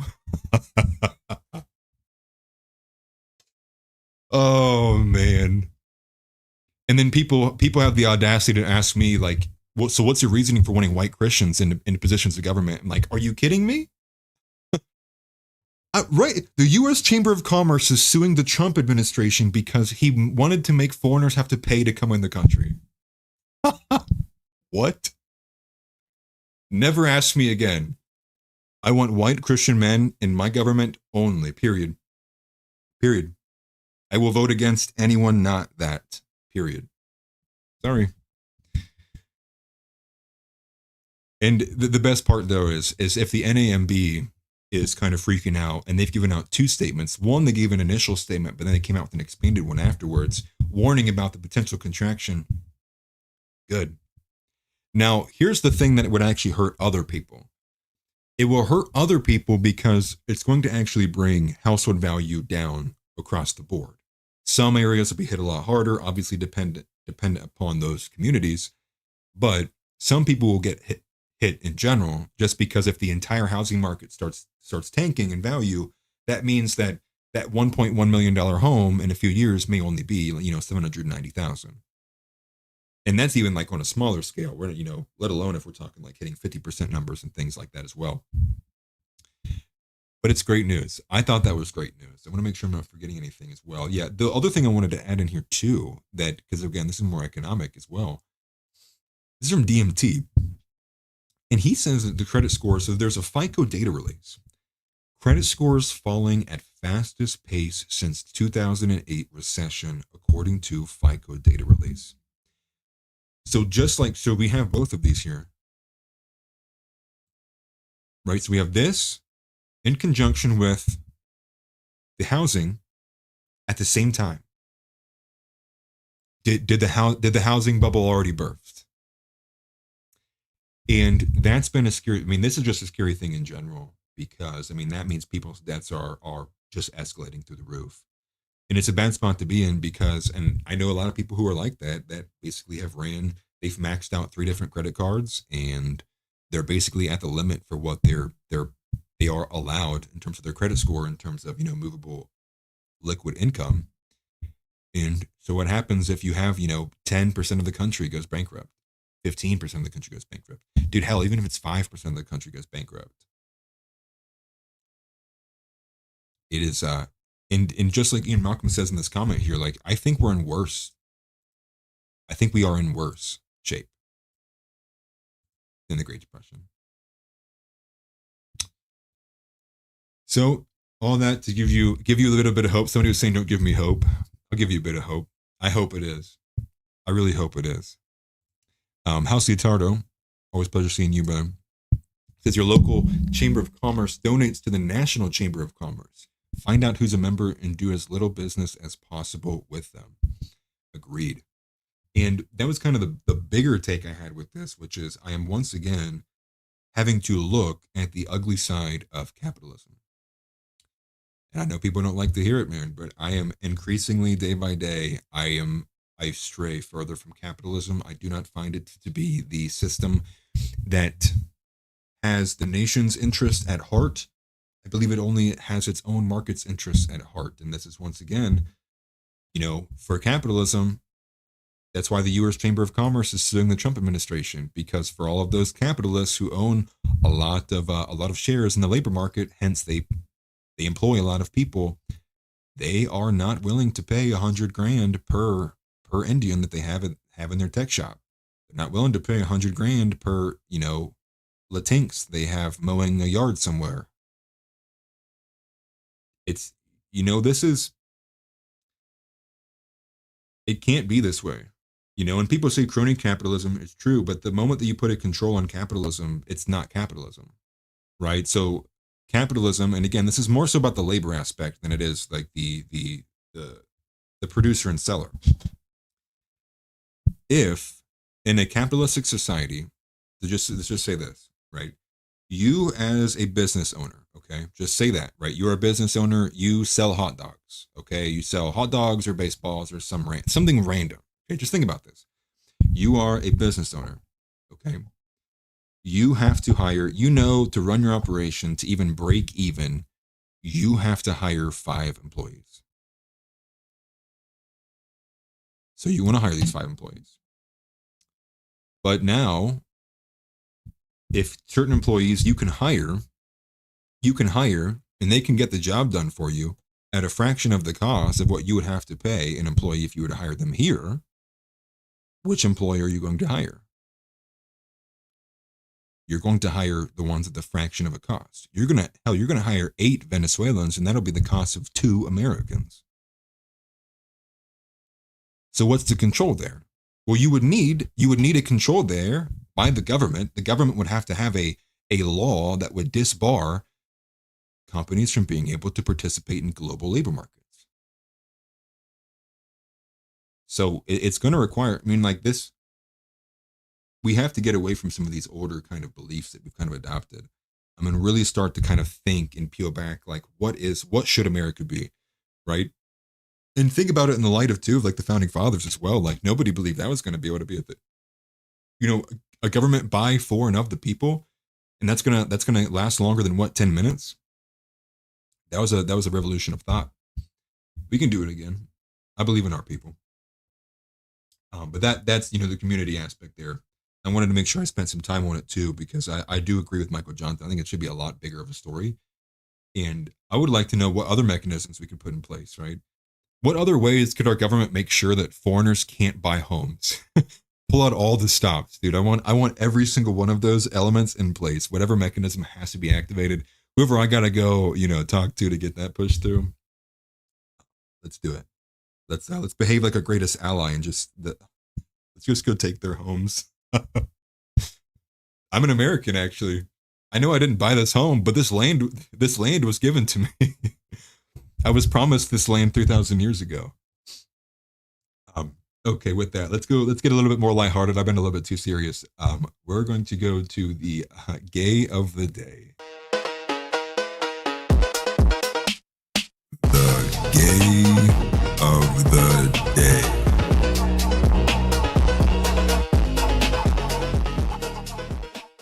So this isn't as homosexual as some of the other, entries to this segment has been, but it's just as insane. I'll tell you that. This is, let me find this here.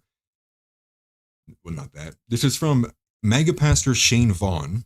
Now, this is a quote tweet from Lauren Witz, who I find to be pretty spot on.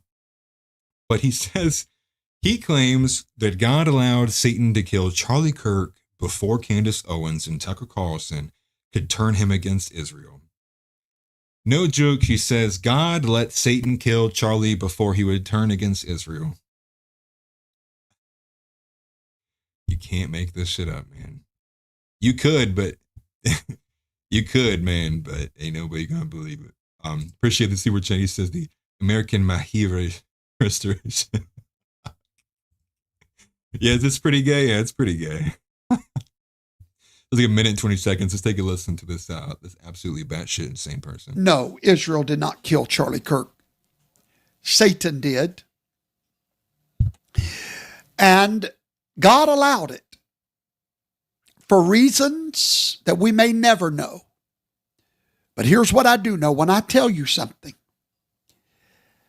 there is something. I have had my finger on the pulse of this nation for 5 years. I told you what the problem was. They were turning him in. They were, Tucker and him were like this. They were turning Charlie against God's chosen people.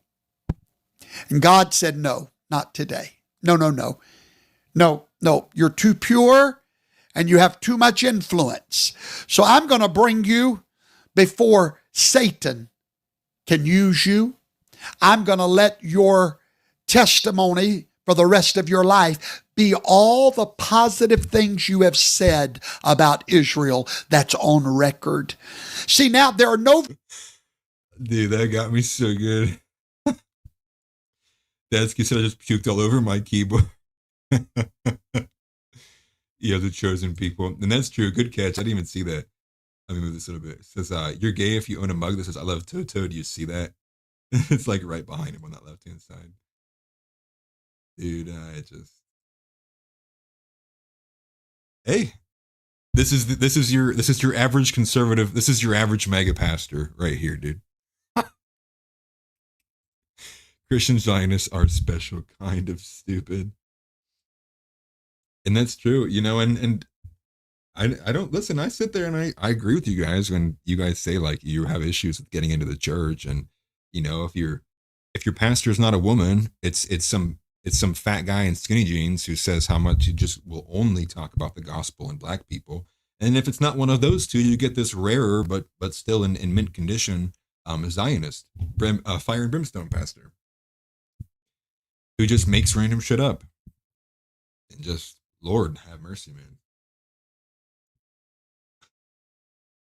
I should have started years ago, dude. I don't know what I was doing, man. Dude, Lord, this nation needed help a long time ago, dude. A long time ago. But yeah, that is one of the gayest things I've actually seen today. We'll play the rest of it out. It's like 11 seconds left. What is he gonna say? Videos of him, except one where he started questioning Israel. Everything else is all positive Israel. And isn't that funny? That's all that's left in the collective archive.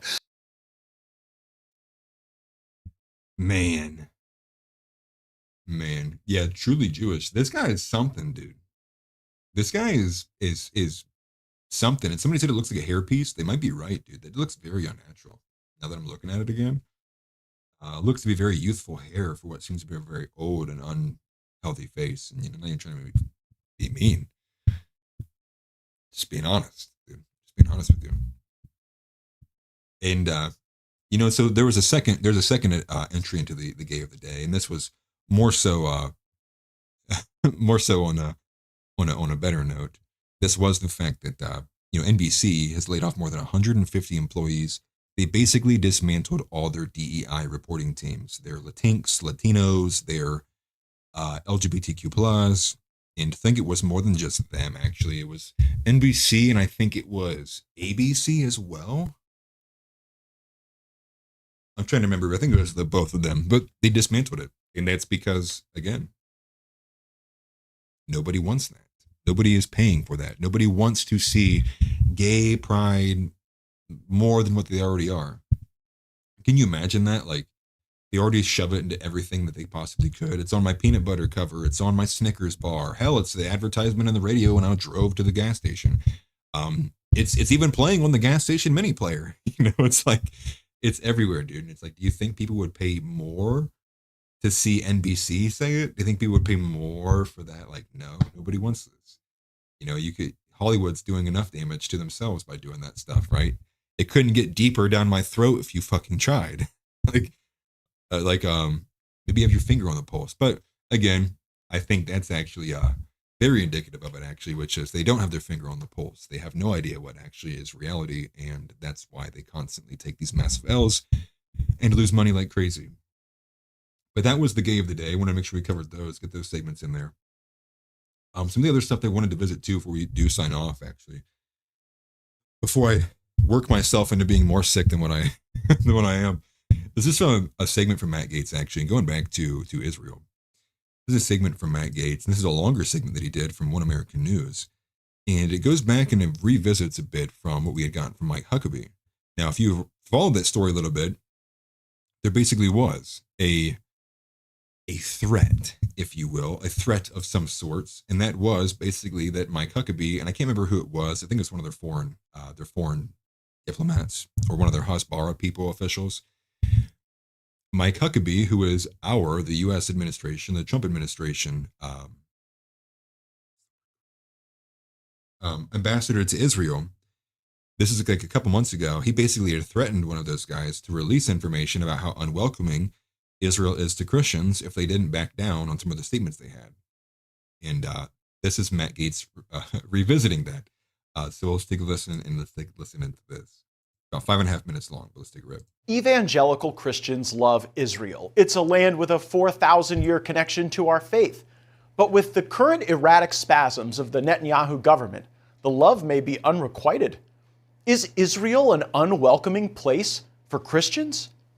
A new look into correspondence between U.S. Ambassador Mike Huckabee and the Israeli government raises questions about whether Christians are being mistreated by Israel.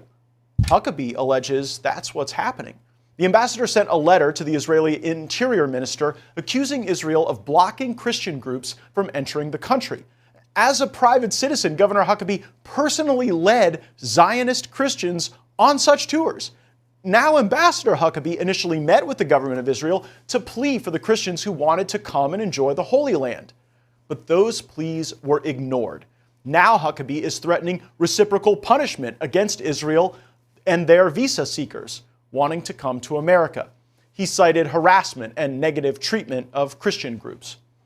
The nerve of Israel to demand America's weapons and money, but then refuse our touring Christians is astounding. About 3 billion people on the planet Earth tie their faith to the geography around Israel. And I believe everyone needs a little more of the golden rule. Treat others as you would want to be treated.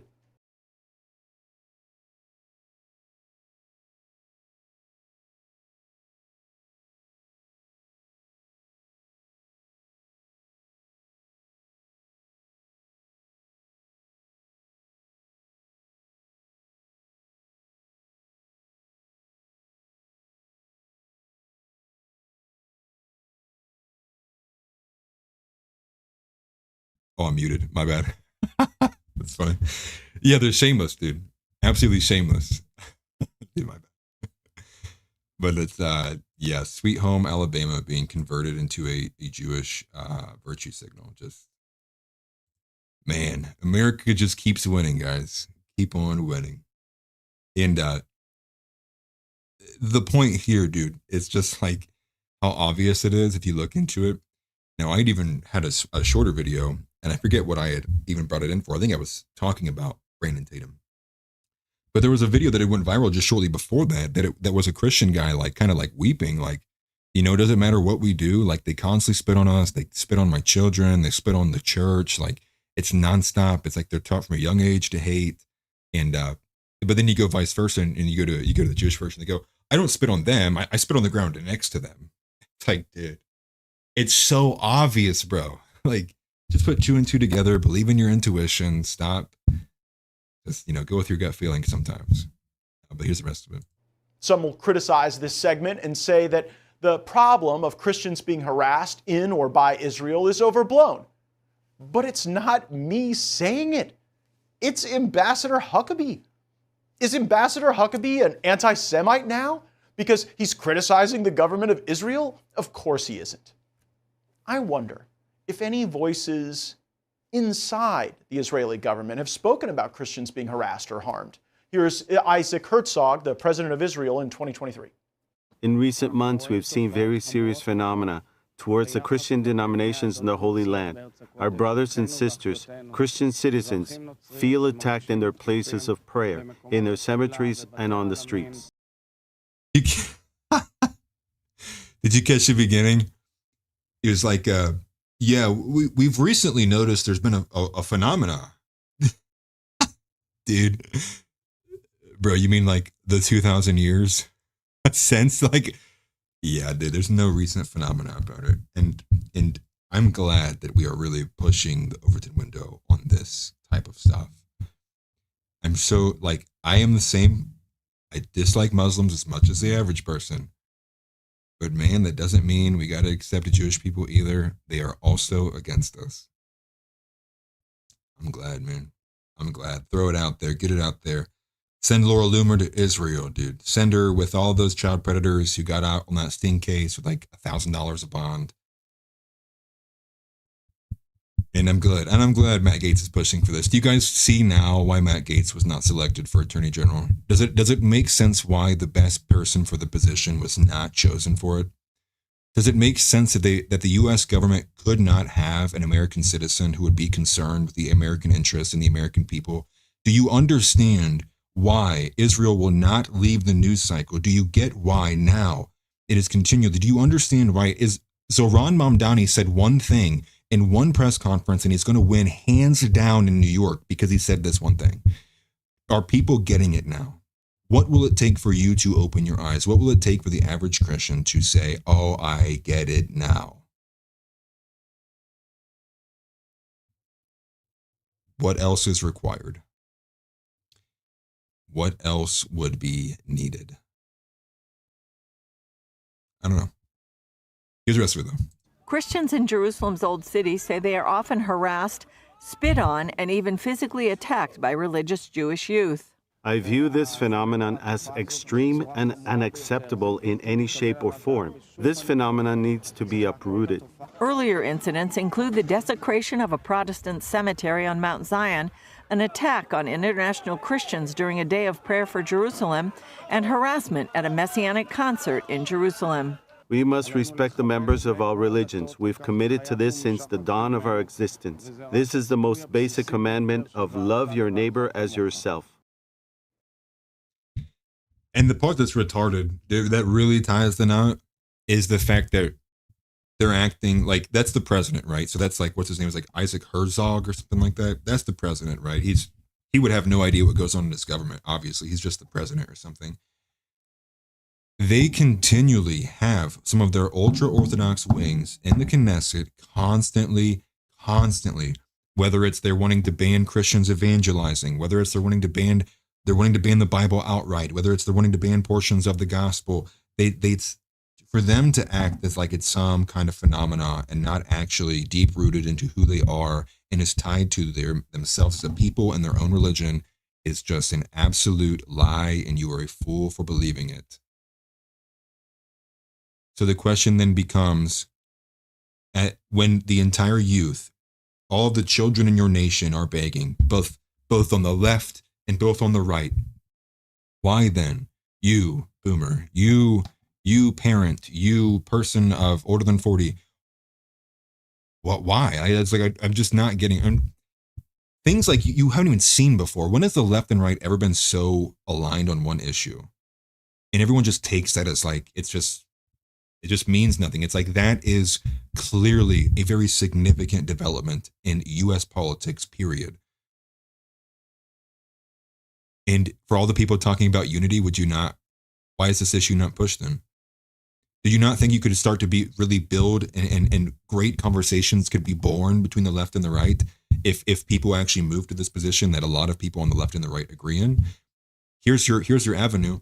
I'm not even someone who's pushing for unity. I don't want unity. I want the right to win. But if you did want unity, do you not think this is the issue you should be pushing? And then two, you think about how backwards it is, right? I've said this many times, but it's just so backwards. All of it, the social security system, the way that the boomers expect that the children will listen to them. It's so like, I mean, this is such an inversion of like what all other history has ever been throughout history, which is like, the young ones lead, not the old ones stay in office until they literally are falling on their hands and knees like Mitch McConnell and Nancy Pelosi, and like they're literally like like they're going to start getting, instead of wheeled in on their wheelchairs, they're going to be getting wheeled in on in their coffins, just getting ready to go. It's sad, and it's not even trying to make a joke about it, but it's like, I mean, if you wanted a civil war to happen in your nation, you would consistently ignore that old people are running it when they shouldn't be. And you're right, Mr. Irish Prick. It's also tiresome. And I think that's the best way to kind of probably state that. If you were to want to explain it to it, both left and right, it's all so tiresome. And people are just sick of it, man. They're just sick of it. And, speaking of that, he's going to go further into detail on there, but, you guys can watch that in your own time. I want to go to, again, what I think is more indicative in two things. There's this white power duo. I'd say that. I don't know who these guys are. And they knock it out of the park. I don't know if anyone is familiar with these guys. I literally put a note in my outline. If any of you guys know who they are, please link them to me. I know they have more than just this video up, but they are really good at debating on these grounds here. But this is an argument here. I believe they're arguing with an Israeli, and they're arguing for the pro-positioning of why they would want their people in positions of power. This is a fantastic kind of breakdown, and I think it does also encapsulate this emotion, which is like, it's tiresome. And you can kind of hear it in their voices, which is like, this should be common sense, dude. And it's almost like they have acknowledged now, they understand that this entire time has been taken advantage of the fact that white men were being tolerant and being friendly and being kind. And now we've woken up to the fact that all of that has wrought us is being, you know, basically exterminated as a people, as a society, as a culture. Then it's like, we go, okay, yeah, very funny. Never fucking again.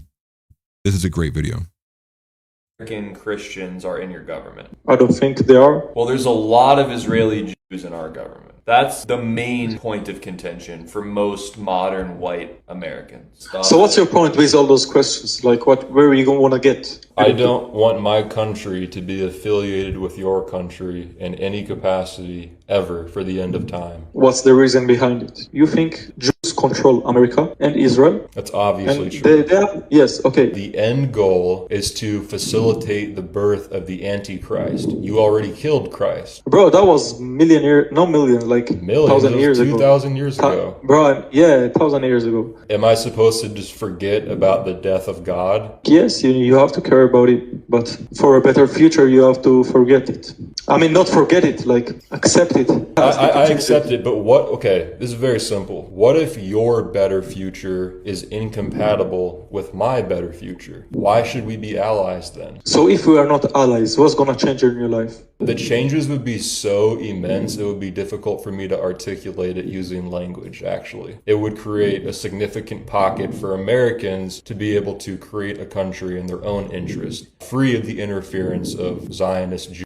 Yes, absolutely. In which ways? You want to go down the list? Yeah, I would like to hear. My country, I believe, is a white, Anglo-Saxon Christian country. I don't want Jews in positions of power. And their influence is so pervasive. What they're doing from their point of view makes sense. Everybody wants their people to do better. But what I'm saying is that at the most fundamental level, it's incompatible with the collective interest of my people. And we see that demonstrated in so many different ways, whether it's the news, the banking system, the pornography industry, the entertainment system, the fact that so many of our congressmen and women have dual loyalty, AIPAC. I mean, the list is so extensive, it's difficult to actually consolidate it in just a conversation. Yes. I think we have zero reason to trust any of you. That's your choice. That's your choice. It's honestly, it's not a choice. It's a rational reaction to pattern recognition, and it's sincerely. It's nothing personal against you as an individual. You've been very respectful in this conversation, but I believe that we are at the most fundamental level incompatible as human beings. Dude, like absolute masterclass, dude. Masterclass. Was that probably like not the most respectful, like the respectful way you've ever seen this conversation play down? Like, that's crazy. And I think it does come from like the nonchalantness, right? It comes from being like, okay, you know, we've avoided talking about these things for so long. I know them to be true in my heart and soul. And so do many of you in chat, and so do many people, and so many men across this nation, women included, that they know this is exactly the kind of the dynamic that we are in. We are in this one that is basically, I mean, can you imagine that? Can you imagine that there's three friends, you and you have a couple of friends, and your one friend constantly comes telling you like, hey, like, you know, you really need to get involved in this one friend's life. And you're like, no, I don't think so. I think we're on different paths. And I think if the more I hang out with that guy, you know, it's probably not going to be really bad influence for me. It's not in my best interest to hang out with that guy. And then your friend goes, you don't think that friend has a right to exist? Why do you hate him? What? And again, I don't know how we got here with this thing. I mean, I'm going to be honest, like this is a very, very, very deep rooted idea that it should be a goal to be friends with people. Like, it should be a goal for globalism. It should be a goal that we're diverse. It should be a goal. Now, obviously, we know where these ideas came from, but the acceptance of them, I cannot understand. Because you even put it on a micro level, it's like, that doesn't make sense. Seriously? Do you know, everybody knows how the average person's life is for the person who's the people pleaser, right? The person whose entire life revolves around making everyone's events, showing up to everyone's events. They typically hate themselves. They're typically hollow and sad people. They have a very, very, very weak emotional response system. So why would we expect it would be any better in the macro? And why is it hateful? Like, and again, this is a commonsensical question, but like, why is it hateful that we don't support you? We just said no. Good luck. Fight the Muslims by yourself. Okay. But they do the gaslighting and they go, well, you know, the last bastion, if it wasn't for Israel, Muslims would have already taken America. Hey, fuck you. We are our own nation and we don't need your help fighting Muslims. It's just like, but they do this gaslighting thing where it's like, if it wasn't for Israel, you wouldn't have all these technologies. Well, I'm going to be honest. This guy, the video we're going to watch next, Sean Ryan, a former CIA contractor, talking with Trey Stevens, a longtime employee from Palantir, telling you how Palantir is actually not doing what you think it's doing. You can't make this shit up. Anyways, the point being there is they kind of go like, well, you know, but these people just don't understand. They just don't understand what we're doing. And then they don't explain at all what they're actually doing. And then they just pass it off like, oh, okay. Oh, okay. Oh, you know better than me. You're right.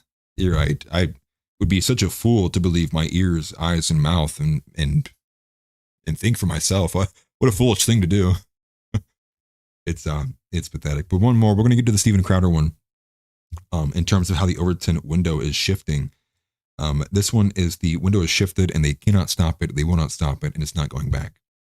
But this is from Steven Crowder, and it's a small bit from his barbershop series. And I thought this was pretty particular because it is in line with what I've been saying for quite some time, especially what he's going to say in this end portion back here. So this is from the Vigilant Fox, who I'm not too big of a fan of. But we'll take a listen. It's about 2 minutes long. The best part's there at the end.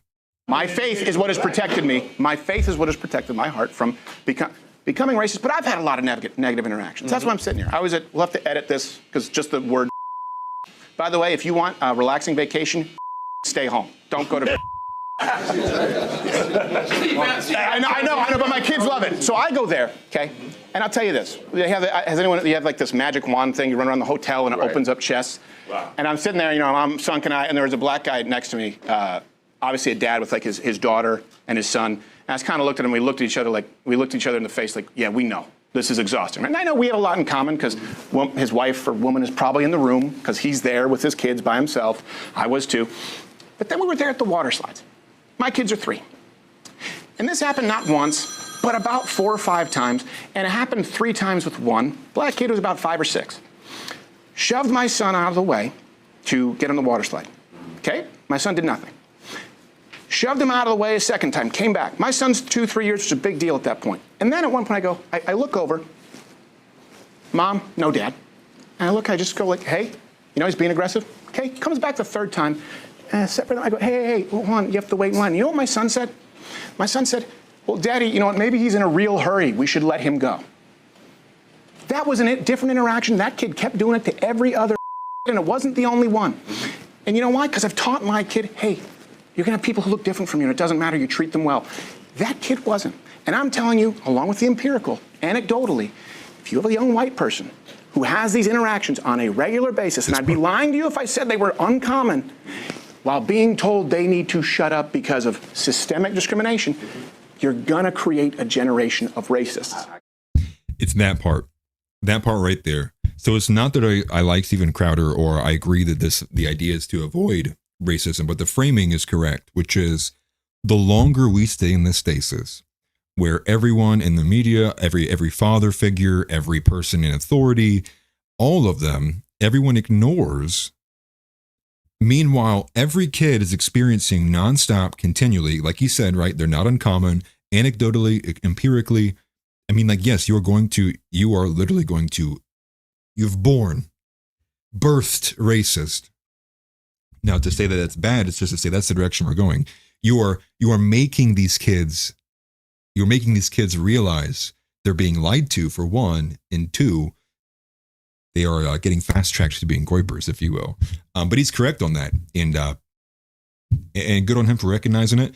So, dude, I was getting ready to say.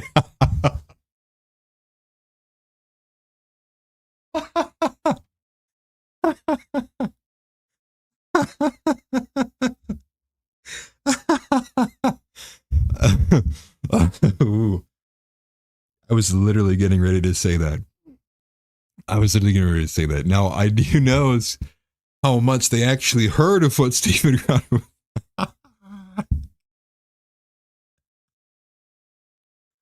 But the point stands. The framing is correct. And that is what the Republicans, they don't have an answer for. They don't have an answer for white men seeing reality. And that is something. That is something. To think that you are losing support because you have no answer for when white men are faced with reality. That's also another one, dude. I ain't no musician. I make music. I know, and I know there's people, there's black people in the audience who can think for themselves. I get it. I'm not trying to be. It's funny, okay? It's funny. I'm not going to apologize for a joke. And it is true. You know, per capita remains the undefeated. Per capita solos every black person I've ever met in my life. And that's the thing. And you know, but here's the thing. And Myron's spoken to this quite a bit at length as well. I'm sure it pisses you guys off too. I'm sure it pisses you guys off when you're always constantly lumped in. I mean, imagine that. I mean, imagine a young black man actually trying to be better, actually trying to assimilate, trying to not be inundated with black culture. And there's black men that are like that out there. And I imagine they probably fall on they probably fall along with Myron Gaines. And we've seen some of these brothers come up during Myron's events, and they agree with Myron on some of this stuff. I'd imagine there's probably a strong degree of hatred in there too. You know, and you even see some of this from Boondocks, right? There's always been like this archetype of a black man, which is like they can recognize the culture that they are a part of brings them down.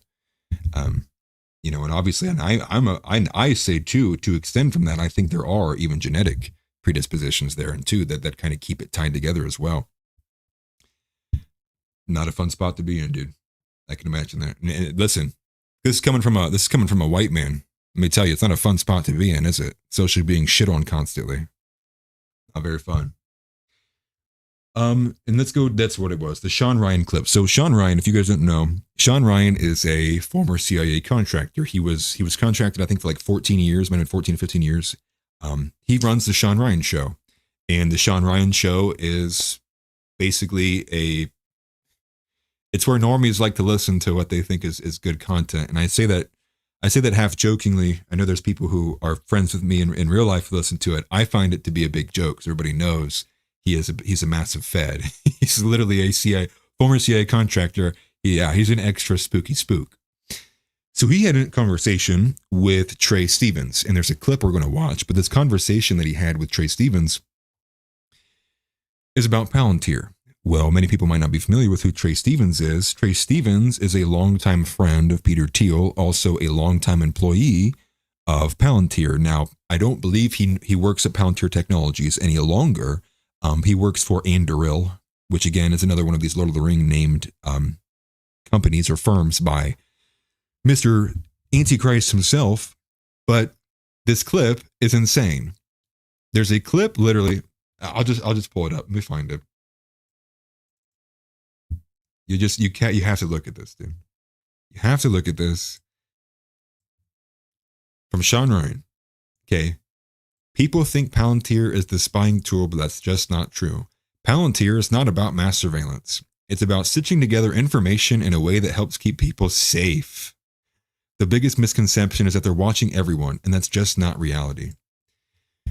So what we're going to listen to is a former CIA contractor have a conversation with a longtime Palantir employee about how they're not spying on people. All right. Here we go. Everybody's worried about, are they spying on us? Is this going to be the newest Patriot Act? Are they spying on us? No one at Palantir is sitting down at their desk and looking up text messages that their girlfriend sent or something like that. It's just that's not what's happening at all. I will tell you now, not once does Trey Stevens say no.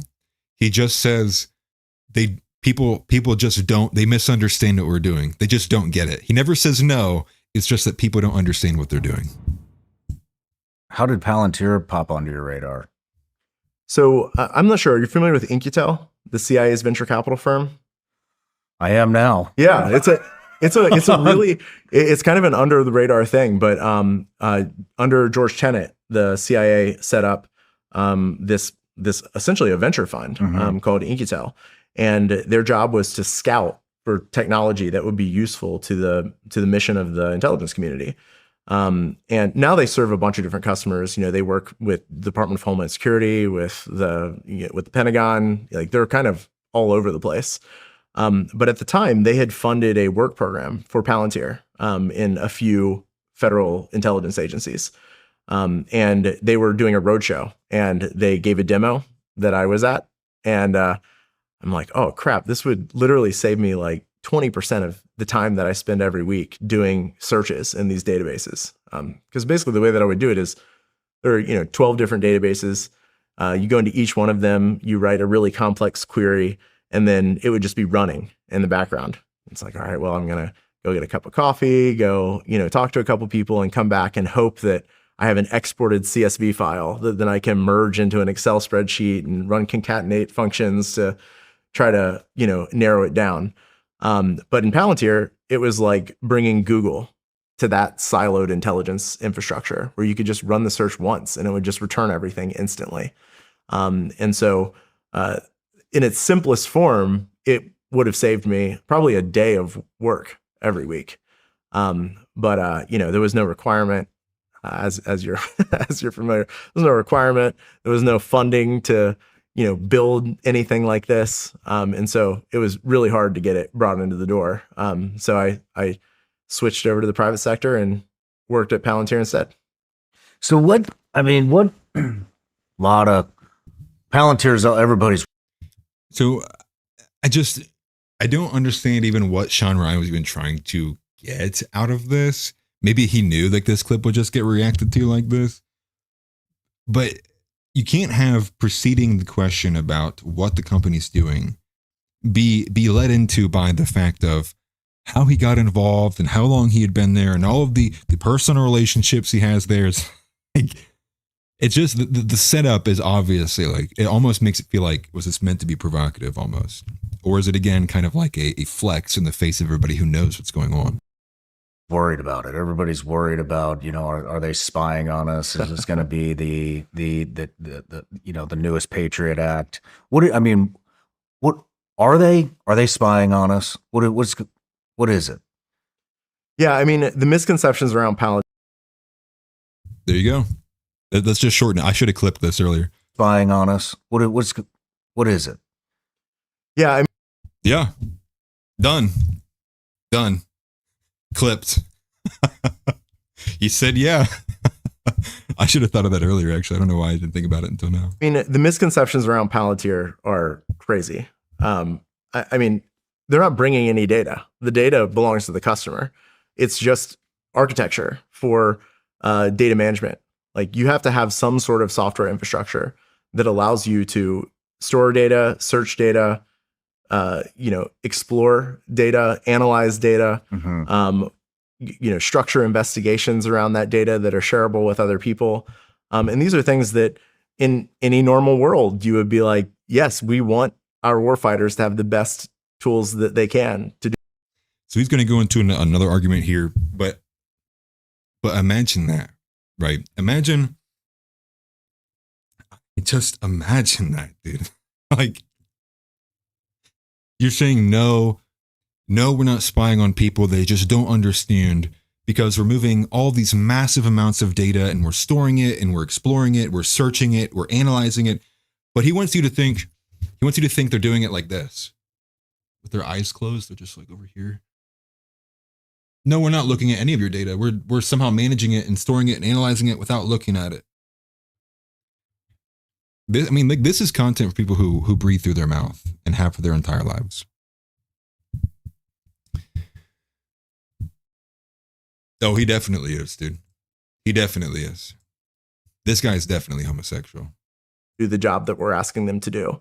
And so I think a lot of the hysteria, like philosophically, is really troubling because basically what people are saying is that we, a democratic society, have elected representative government to make decisions about how we should make decisions around the policies that we want to enact to protect our society in the national security context. But we don't want them to have the best tools to do it. We would rather them have crappy stuff that barely works. Yeah. Why would I give Ilhan Omar an advanced weapon of technology? Why would I give Zohran Mamdani some extreme high advanced level access to? Why? The politicians are our enemies. Why would I want them to have better tools? Right? Like, why would I? And to think like he's going to make this argument of like, yeah, people don't realize what they're turning down. Yeah. Wouldn't you want your people to have the best stuff? And it's like, yeah, that's not really the issue here. The issue is that we already don't trust these people. And by giving them even more robust ways to actually analyze who we are as individuals and begin this attack against anonymity.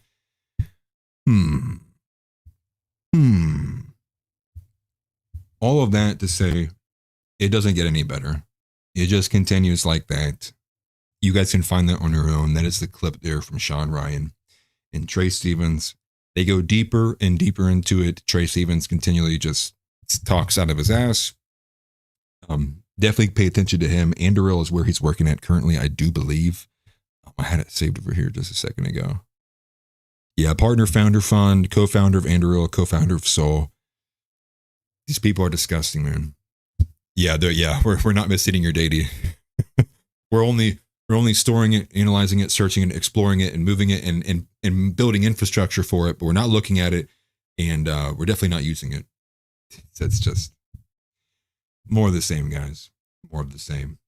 And one thing I would also talk about before I do sign off, because Donnie is here and he did send it into the chat.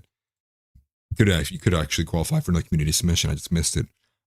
There's another element to the Charlie Kirk assassination that has not gone away. And that is also another thing that Ian Carroll and Harrison Smith had talked about, because there is a man who goes by the name of Baron Coleman. Baron Coleman had a live stream where he was looking at the Google searches in the volume by date, looking at search term trends. And what he had noticed was a lot of terms that are explicitly tied to the Charlie Kirk assassination, such as terms like Lance Twiggs, as well as Tyler Robinson and such. He was live streaming, and while he was live, he was watching as Google search results were being purged. And this is very, very peculiar, because not only were these search results being searched from DC, they were also being searched in Israel. Imagine that. And there's these blips that you can find, I believe, going all the way back until 2024. But all we have now literally is just this live stream from this one guy. And obviously that's not going to hold much weight when a lot of people go to, pick through it or combat it or say, hey, this isn't as good or this isn't as, direct evidence as we would like. It is still evidence, and it's something to pay attention to. So if anyone who wants to look at that, I will link it here. I didn't even put the link. It's Baron Coleman. Let me just look it up on YouTube, or just type it into my X. Baron Coleman. Here it is. Put it on screen. You can find one immediately. You just type in Baron Coleman, you'll find a bunch of this stuff here. The Google search trends and the locations prior to murder. You can also find his full live stream. It's still available on YouTube if you wanted to look that up as well. I'm just kind of waiting to see a bit more about it. It does seem to be a bit curious. But the biggest point with it that Ian had made, which was if we do take this as truth, and they were, they had started purging the search results while he was looking at it, that's telling in and of the fact that if there's literally one guy looking this up and Google noticed that one guy was paying attention to it and then started purging and scrubbing it, I mean, what does that say? And also just insane that not only were they coming from Washington, D.C. at these random times, but they were also being searched from Israel. That, to me, is like, okay. Like, is somebody playing tricks on me? Because, like, that's too much of a coincidence to start believing and stuff like that. But if you want to look that up, Baron Coleman is the name.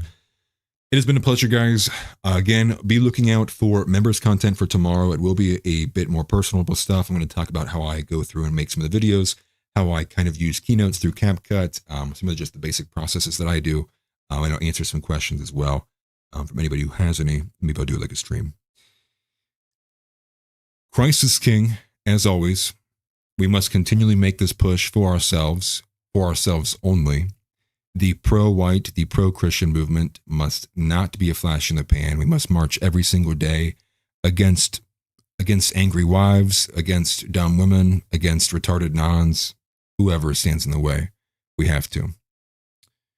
So with that, Christ is King, deport Kash Patel, ban woman from public life. Pam Bondi probably needs to go to jail, but I'd be okay with just seeing her in a kitchen. And with that, hopefully one day we'll get our country back. I appreciate you guys greatly, and I will see you guys tomorrow. Peace. Get up and get out. Get out. Get out. I have a question for you.